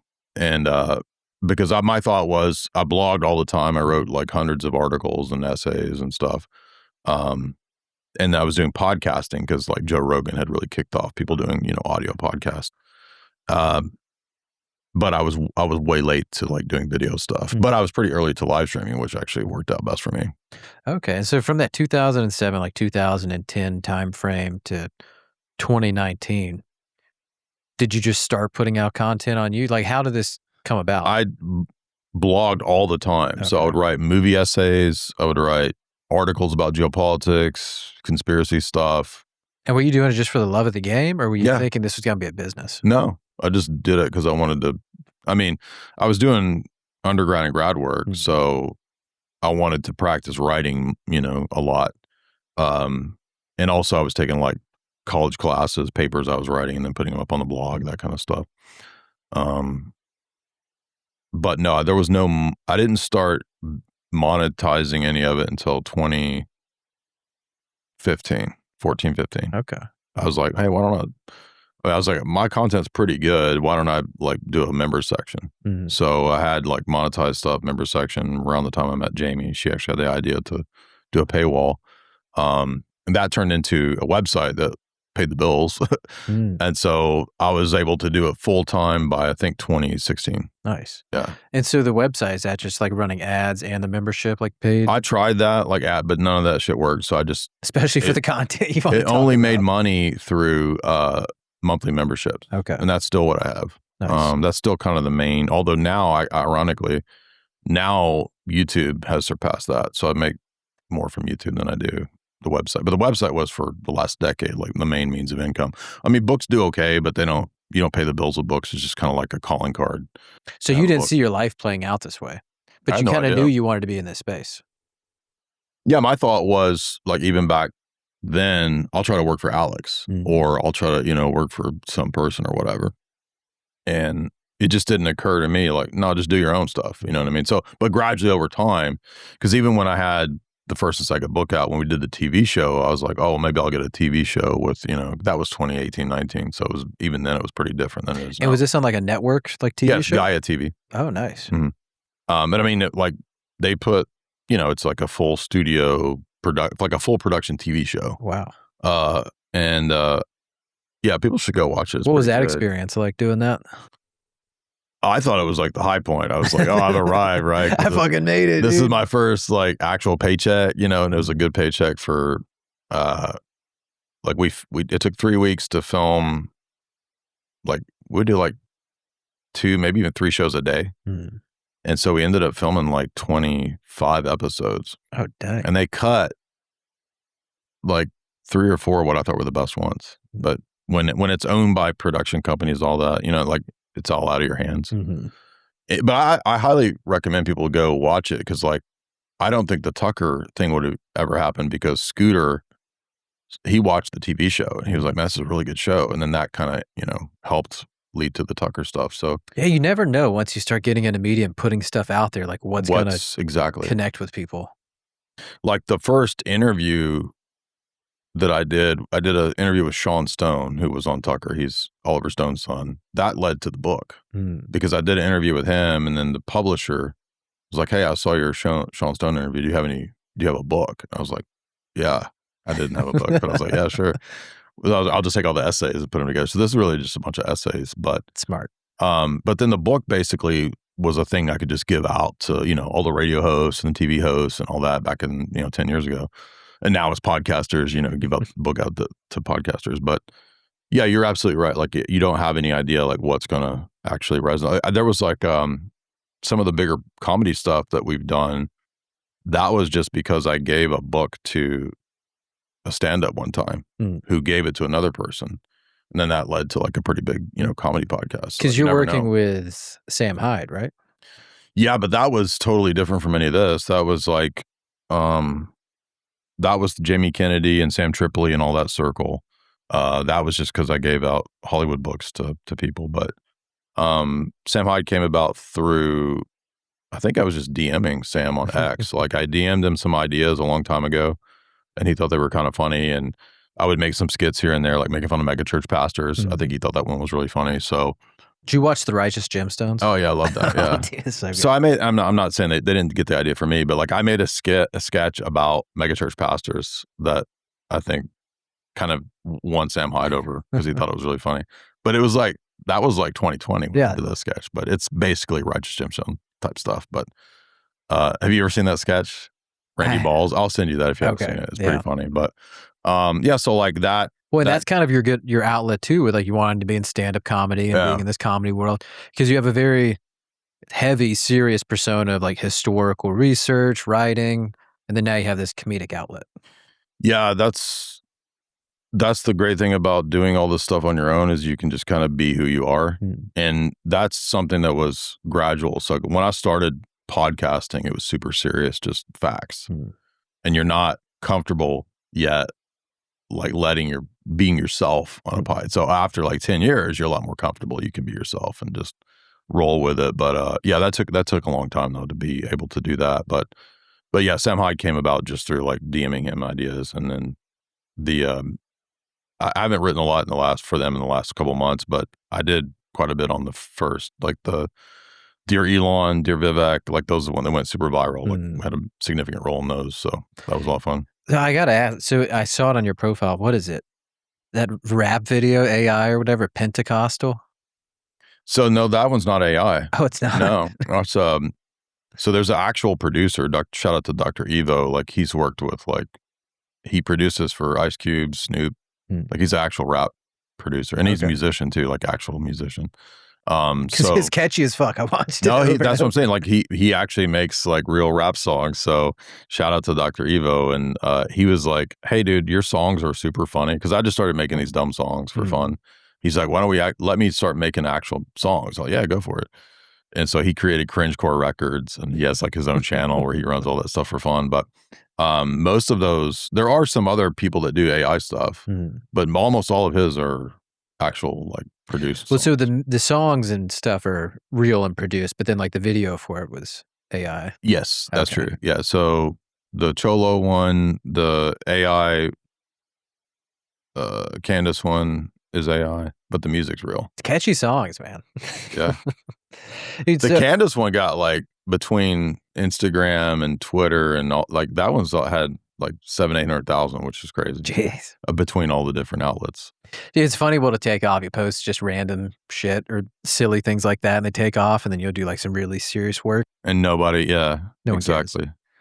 Yeah, like if I do it's really annoying because I really like literature, but if I do a lit stream, nobody watches it. You get like a third of the audience. But if I act like a total retard for 2 hours, 3 hours, like everybody's watching. It gets 4 times the views, yeah. Dude, so working with Alex, I guess you also, does it stress you out covering all these like heavy topics over the years? No, not at all. Maybe I'm just like a spurg, like I don't have enough emotion or emotional attachment to it. But I mean, there was a period, I think in the 2000s before doing a lot of video stuff. Like I remember if you spend a whole lot of time in really dark stuff, it can be definitely depressing. Like, cause I was reading about Epstein type stuff back then, like Franklin cover up, satanic type stuff back then. But I think the key is to not be all focused on that. And that was before I was really into Orthodoxy. So, and do you feel like Alex is like that? Cause I mean, he's been covering this stuff for so long. Do you feel like he's that same detached? He's probably, yeah. I mean, I think there's a lot of people who can talk about this. There's like I don't want to say learning process, but it's sort of like the process people go through when somebody dies. You have like a phase of like disbelief, you have a phase of like anger, and then a phase of like mourning, and then you're sort of okay with it. I think the same thing happens when you wake up to this kind of stuff because you feel like you've been lied to, you're mad, and then you have to kind of, go through a grieving process, I guess. And then eventually it's not a big deal. Yeah, and with that dark stuff, I was reading, it was like the MK Ultra programs, but the only ones that are really out there, like the drug stuff. And I forgot, it is MK Monarch or one of these where they were like on children, like doing really, like killing people in front of them, like doing really messed up shit to try and break their psyche when they're young, to like program them and split personalities. Have you heard about that stuff? Oh, yeah. Yeah, we've been covering that for 15, 20 years. So there's a lot of darker shit than just well, the thing is, like, people don't realize many of the MK Ultra doctors have their own books. Like Delgado has books, Ewan Cameron. We've covered several Dr. John C. Lilly's books. And one of the worst is John C. Lilly's Programming and Human Programming, or Programming and Meta Programming in the Human Biocomputer. and it's almost unreadable. But towards the end of the book, he talks about giving LSD to kids to reprogram them, which is horrendous. So, and I'm not saying people shouldn't focus on monarch and all those things, because, that we have these recent hearings where they're kind of bringing it back into the public discourse, which is good. But you can also go read, Jose Delgado has a book on physical control of the mind. And that's like verified, like you said, coming right from him. These are the actual doctors of MK Ultra. They have their books. So it's not like we have to conspiracy theorize when they write what they did in their books. So, I mean, another thing we covered that got heavily censored 10 years ago, I did a lecture on Jonas Salk has a book called Survival of the Wisest. And it's about experimenting through inoculations. So he's the father of modern inoculations. Like vaccines. Yeah. And he's saying, we'll just use this as a mass experiment. Interesting. I'm not saying that there couldn't be legitimate versions of it. I'm just saying the guy who's like the daddy of it literally says we have to massively depopulate. And this is a great way to do it and experiment. What was that guy's name again? Jonas Salk. Okay. I mean, the Salk Institute crazy. is named after him. Yeah, I just started reading Anthony Fauci, or the real Anthony Fauci book. It's fucking crazy what this guy's gotten away with. You should read Survival of the Wisest by Salk. It's even crazier. Damn. He says that's why we need to experiment on newly impregnated women, because we need to experiment on the fetus. So that's why women are told to get like 60 stabbies when they have a baby. That's fucking crazy. Yeah, it's crazy. Yeah, or like whenever you have the baby, they like want to give Hep C or like these vaccines. Like, that make no sense. No sense. It's like a sexually transmitted disease vaccine. But Salk was saying, we will do this. And he wrote that book in like early 70s. He's like, that's what we're going to do. So what do you think? I mean, you've probably covered it, but like aliens are they like another dimension? Are they things under the creation? Just different being? Like what is that? So whatever is real in that phenomena, I would say is probably demonic. And that's what that book that you have right there, Orthodoxy and the Religion of the Future, has that same thesis. I think I read that in probably 2012. I think it was the first time I read that book. Yeah, I got this because I was listening to you talk about it. Yeah. And so I agree with St. Seraphim Rose about like whatever aspects are real is just the gods of the pagan religions. But I think the push overall for what we think of as the alien phenomena, even going back to Roswell and all that stuff, I think that's just psyops. It's a giant psychological operation. In fact, I covered in, I think, my second book, 2018, I came across the NASA contracted Brookings Institute, which is like one of the biggest think tanks, to do a study on what would happen in the 1960s if they announced alien life. And the thesis was it would undo Western civilization's religious ideas. So it would undo the incarnation. So they've known since the 1960s that this would be a great tool to undermine Christian civilization to promote something else.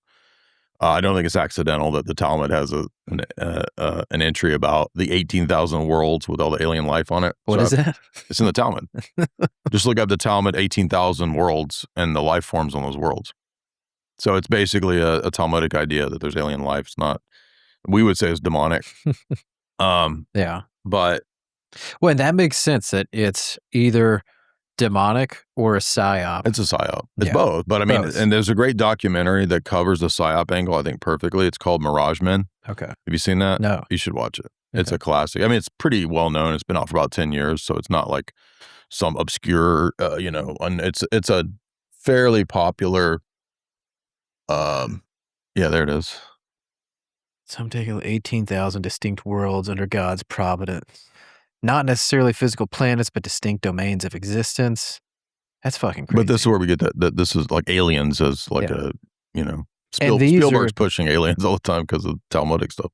And like this Talmudic stuff, it's like it covers all this crazy shit, the transgenderism ideas, like all this stuff. Yeah. Comes from these books. Again, and that's also a Neoplatonic idea. So Jews didn't just come up with that. That's the Greek thinkers believed that the original monad was bisexual. So that gets put into, it's not just in the Talmud, it's also Neoplatonists, and then the Talmudists like borrow that out of Neoplatonism. So What's your idea on psychedelics? Yeah, I heard something that like it might be a psyop, but they were like trying to dose psychedelics to talk to these entities and these alternate Well, a lot of states. the psychonaut people like Dr. John C. Lilly, his autobiography talks about that. He says, I would do high doses of, I don't know if he says ketamine or psilocybin or whatever, LSD, I forget what he said, but he said in the float tank, I would get a lot of my ideas from entities, interdimensional entities. So what's your take on psychedelics? I mean, I did acid when I was in high school. I had some bad experiences. I didn't do it a lot, maybe 6, 7 times. I don't know, but I'm not a huge fan of that. I think it's a dumb idea. I think it opens up the doorway to, spiritual influence that it's not a shortcut to enlightenment or anything like that. The only time I could make maybe in some extreme case of like totally addicted alcoholic who's about to die. I had a friend that was like on the verge. He drank himself to death, and I was like, oh shit. Maybe in his case, there could be some legitimate usage of a shroom as a last emergency. Damn. But I think was that recent with him? He died, I want to say 3 years ago. Mm-hmm. Yeah. But, there was nothing that was going to make him stop drinking. Yeah. So outside of like some extreme case, I would never recommend people engage in that stuff. Did you ever have any crazy LSD acid trips? Some really bad trip. Well, one bad trip, one kind of bad trip, but which one stuck out to you? The bad trip. The first trip was a bad trip. Tell me about it. So, I mean, it was like, I thought, well, this is just going to be like smoking weed. Because I'd smoked weed plenty of times in high school. And my buddy was like, no, it's going to be a lot of fun. Like, you're going to see patterns. And I was like, okay, that sounds fun. But it was way more intense than I expected. So I think the extreme intensity of it, like, heightened up the paranoia and the fear. Because it was more than I expected. So, yeah, I remember my only experience with acid. It was years ago, and I was at my house back in Georgia. Mm-hmm. We were having a party, and I couldn't like smoke weed. And they're like, well, "We got acid," and they're like, "Okay, well, here's a half tab," and I'd never done anything before, so I take it, and like 20 minutes later, I'm like, "Hey, man, I don't feel anything. Let me get that other half." Oh yeah, take the other half again. 20 minutes later, "Hey, man," so I ended up taking 2 whole tabs. And they said I got lost in my bedroom for like 2 hours. They're like, "Where's Corey?" And I'm like in the dark in my bedroom. I went into my into the closet and laid in there or the bathroom in the dark for 2 or 3 hours. Yeah, I did the same thing. I was out. I was gone. I didn't know where I was. I saw like a point of light that was talking to me. So yeah, it's crazy. Yeah, that was my only time doing it. But yeah, it was intense. Well, for me, like it wasn't over quick enough, and so that freaked me out even more. I was like, oh, I'm stuck in this dimension forever. So that made me even more paranoid. Anyway, but yeah, I mean, like I was seeing stuff happen in reverse. I was like, every light was like shooting out rainbow. It wasn't just a light. It was like a rainbow light. I was seeing like stop signs were upside down. It was crazy. So it was not at all fun for me. Yeah, it's intense because mushrooms, like I feel like acid, you're on the train. You're not controlling shit. You can't shit. Control it, yeah. And then mushrooms are a little different. But one of the last times I did psilocybin, I took some and I was like this was years ago. I was laying in my bed and I was like listening to just music and like trying to go inside and just go on the journey. And I remember I was on this conscious like journey, like this train of thought, all this shit's happening. And then all of a sudden I'm in like this room and I'm looking around and there's some being here and he's like, "Hey, this is what's really going on. Like, you think this shit's going on? This is what's really going on." And then I started asking questions. And as soon as I started asking questions, I'm like back on this little fucking road trip I was on before. I'm like, what was that? And so I keep going deeper and deeper. And then the next thing that happens is like, I'm off the ride again. And there's like this bright light over me and these like black beings that looking over me with shadow to this bright light. And I feel something getting pulled out of my chest. And I'm laying there with my eyes closed. I'm like, dude, I'm going to fucking die. Like, if I don't move, this is They're going to kill me. Yeah.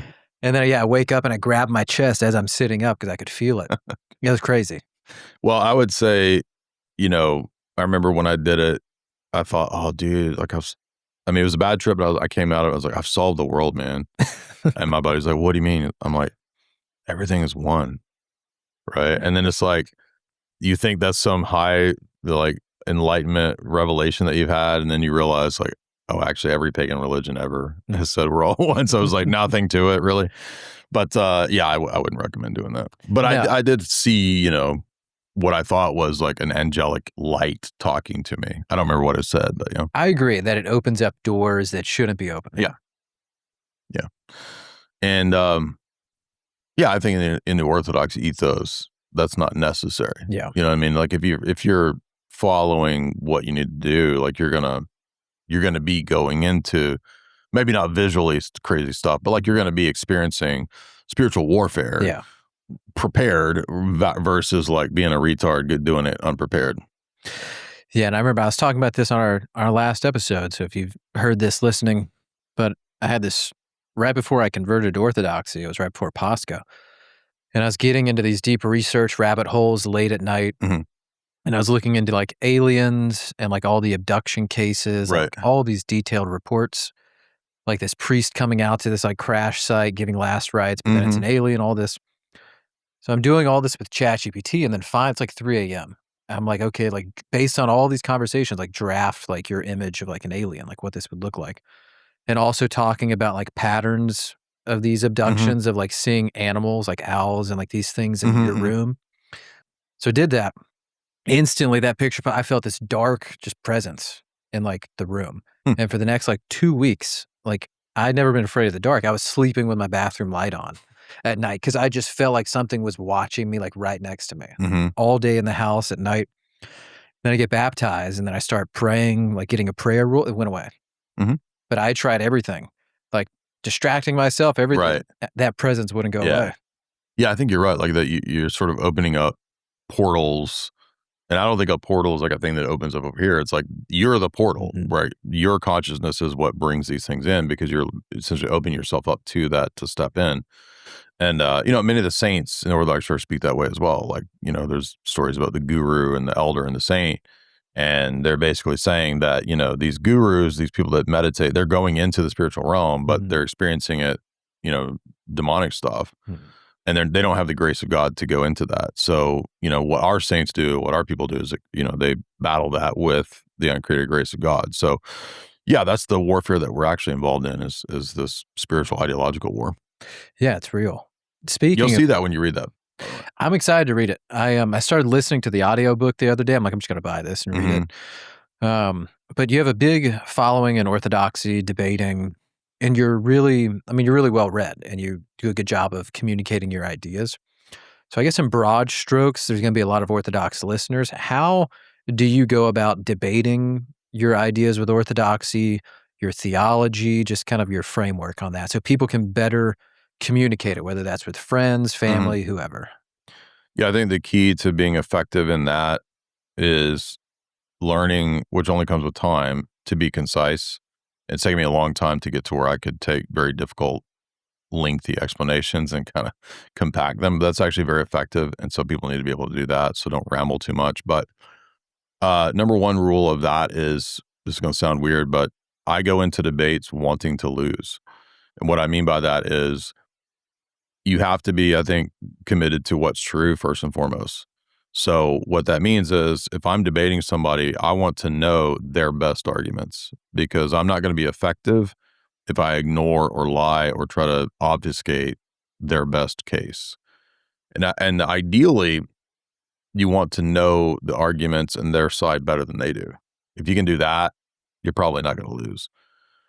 Beyond that, I would say, and another thing that doesn't really occur in today's atmosphere of debate, but used to in 2000s and 2010s, the ideal was you should be able to express the opponent's argument to their satisfaction. Even if you disagree, you need to be able to state it. That doesn't really happen anymore, so that's kind of a dead rule. But if you can do that, it's a good plus, and you're probably going to do well in a debate. But I would say also the best approach is internal critique. So if you're able to critique that person's position from within it, which is entailed from knowing their position very well, then you can, I think, more effectively demonstrate the errors in their system. And that's why worldview thinking, big scale thinking, paradigm level thinking is much more effective than like a lot of the what might be called evidentialist types of argumentation of, well, let me just tell you this, here's a case, here's a case, here's a case.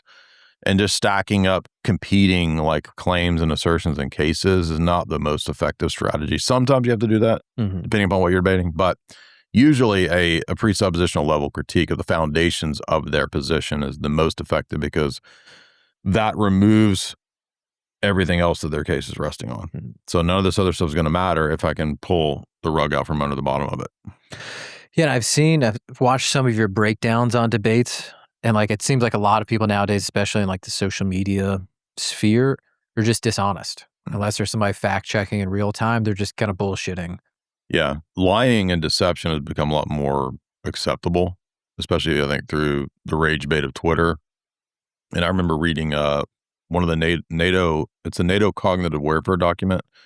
It's a really important like PSYOPs thing that came out around the COOF time. I forget the exact year, maybe 2021, 2022. But if you read that document, they talk about fomenting rage through social media arguments and debates to distract from actually getting to anything true.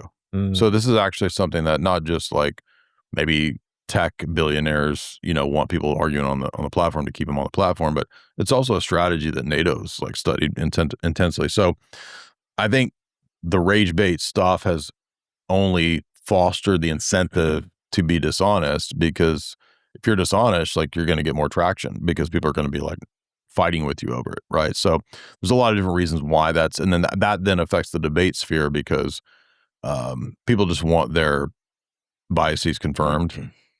So yeah, they're not interested in what's true. Yeah, there's almost no good faith like debates actually happening. And I feel like I don't really debate. I've tried to like, especially say with my family and orthodoxy, like lay out all this stuff. Yeah. Doesn't go anywhere. Right. I'm not gonna. You'll never convince your family. Yeah.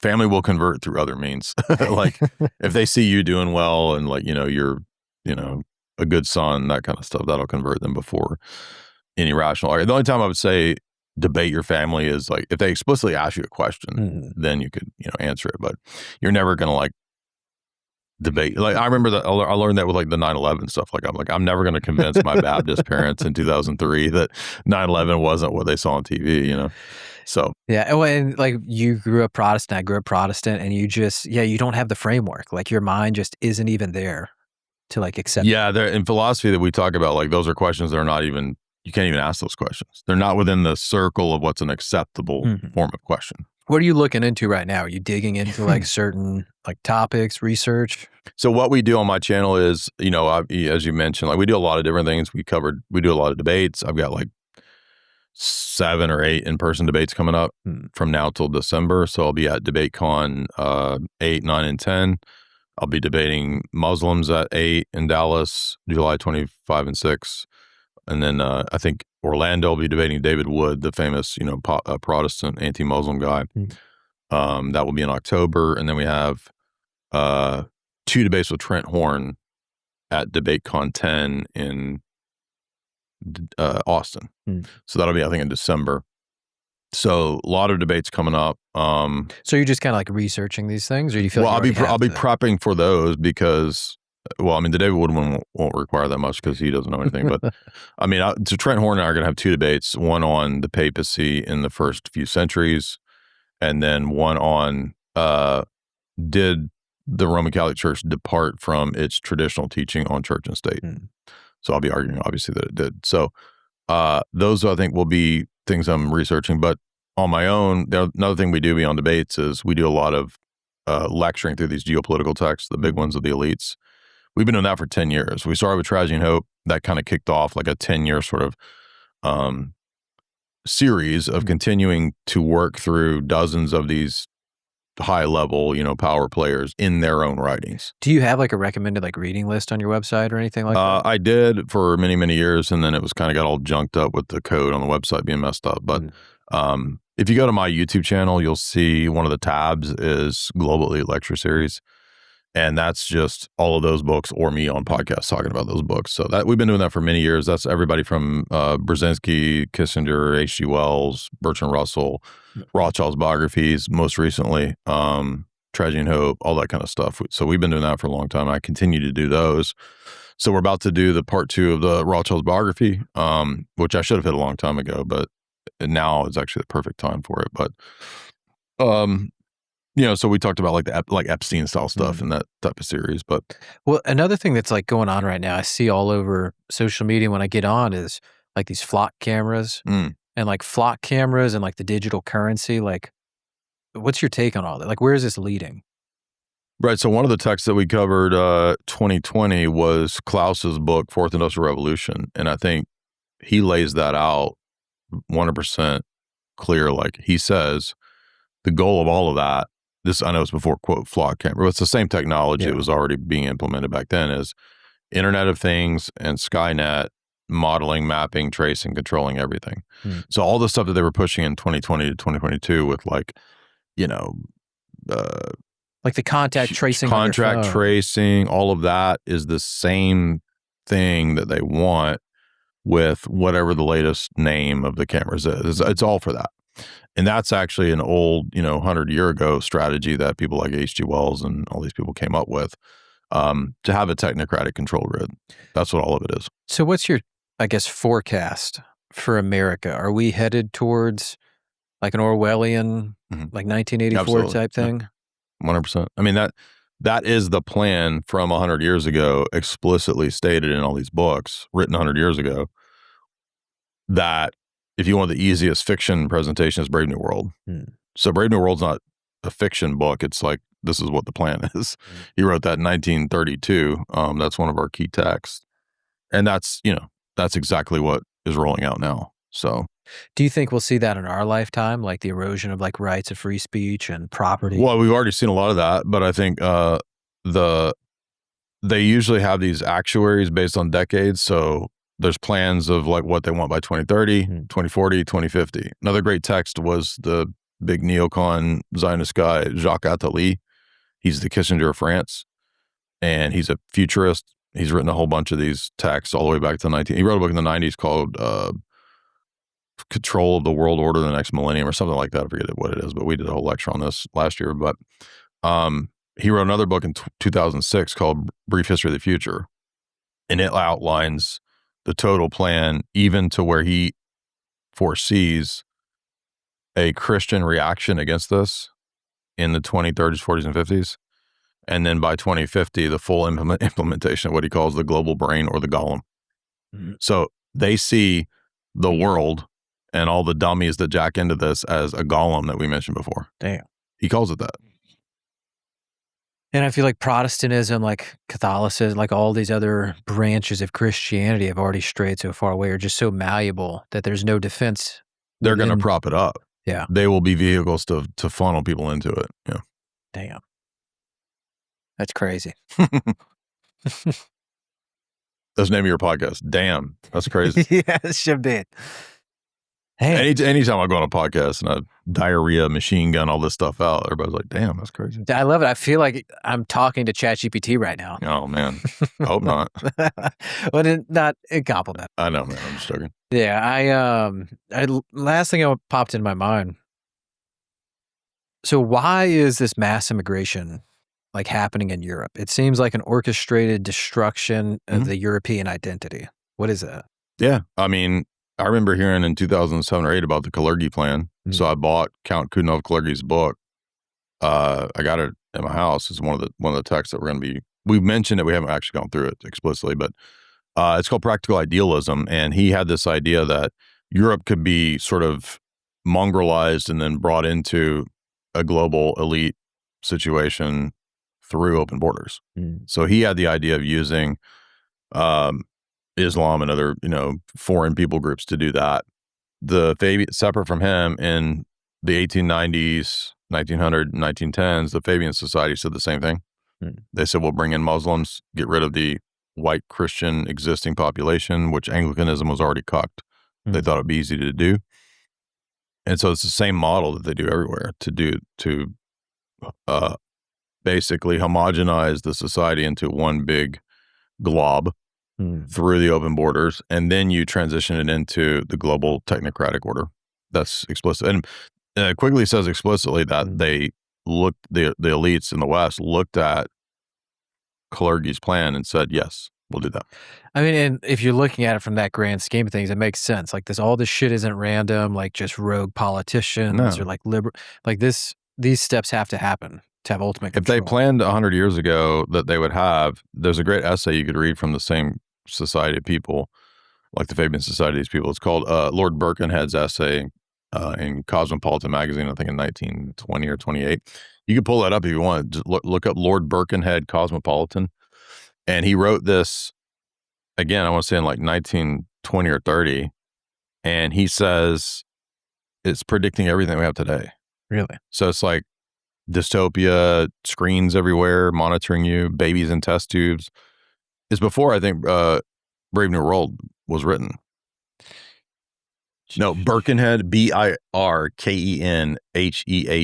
Cosmopolitan. Oh, yeah, there's no way he would have spelled that right. Birkenhead,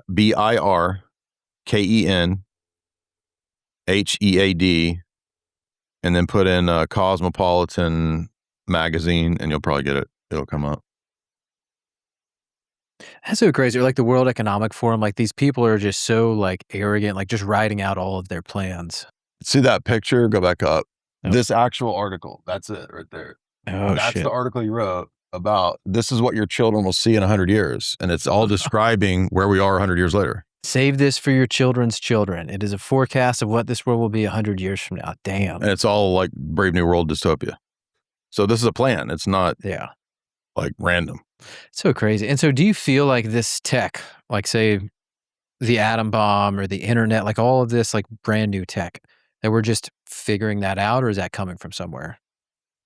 I mean, I think there's probably a degree of human ingenuity and creativity, and then also influence from, you know, angelic, spiritual, demonic realms. Sure. Yeah. Probably all the above. Well, as we're wrapping up, I mean, you've covered a lot of topics. You've been in this game for a long time. So for people, whether they're Orthodox or not, if they're waking up, if they've been in it for a long time, what's your advice to them from all the knowledge you've gained, whether they're frustrated, whatever? Where would you want to point them to? I would say don't get too black-pilled and worried about politics. I mean, politics is kind of fake and gay in America anyway, so you're not going to vote your way out of any of this. And I kind of got over the idea of like party politics and voting in the Ron Paul era, 2007 and 8, 9. Mm-hmm. So I got a lot more interested in like other issues like what we're talking about today, because these are the real issues. You'll notice that, you know, I've been seeing politicians come and go since I was a kid, and I've never seen this type of strategy and long-term game plan that we're talking about. That never changes. Mm-hmm. The politicians come and go. This overall plan doesn't change. And the more time that goes, the more those things come to fruition. Yes, but also we don't have to be black-pilled, because it just gives you a wake-up call, I guess, to focus on what you can actually change, which is your own situation and your own life, versus thinking about, oh, I'm going to, you know, figure out the right political solution to Washington or whatnot. You're never going to get a political solution. So thinking about the family and more immediate is much more fruitful and effective than worrying about all that kind of stuff. Not saying you can't be involved in politics if you want to do stuff locally or whatever.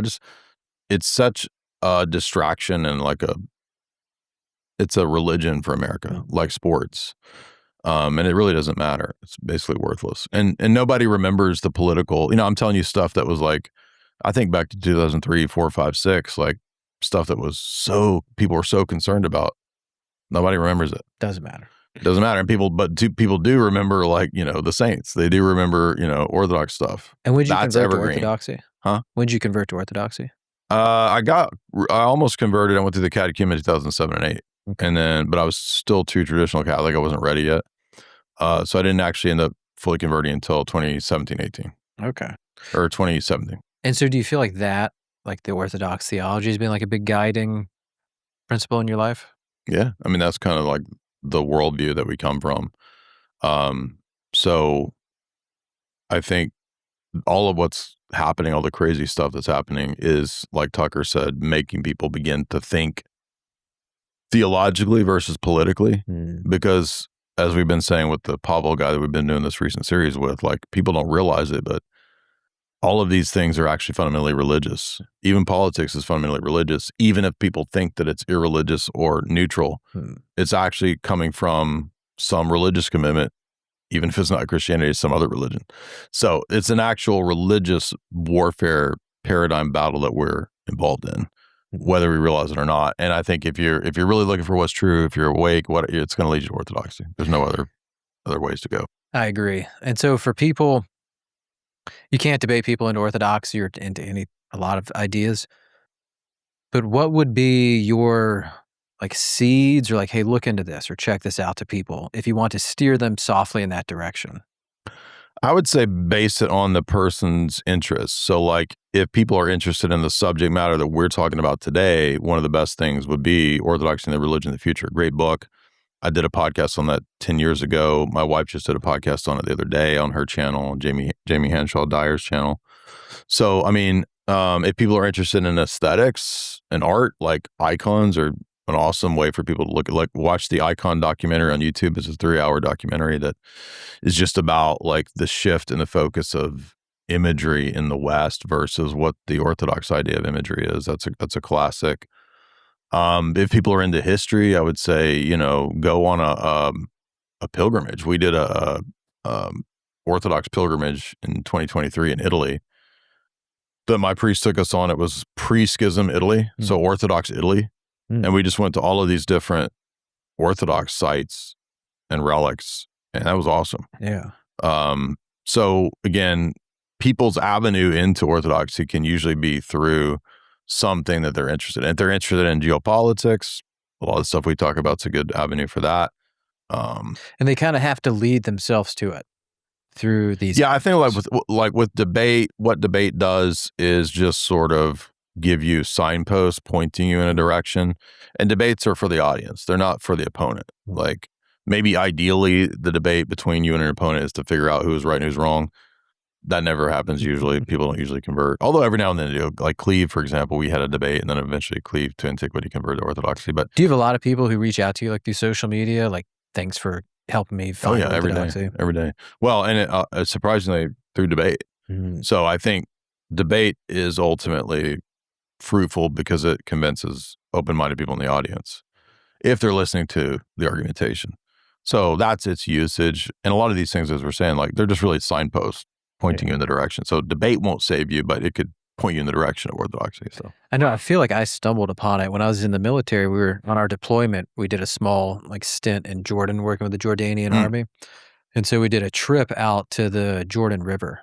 And so you go out and you park and then you walk to like the baptismal site of Christ and then walk past that. And I'm Baptist my whole life. I walk closer to the bank and there's this big domed like old church on the bank. And I walk in and there's like all the iconography. I'm like, what is it? I have no idea. I have no reference of this.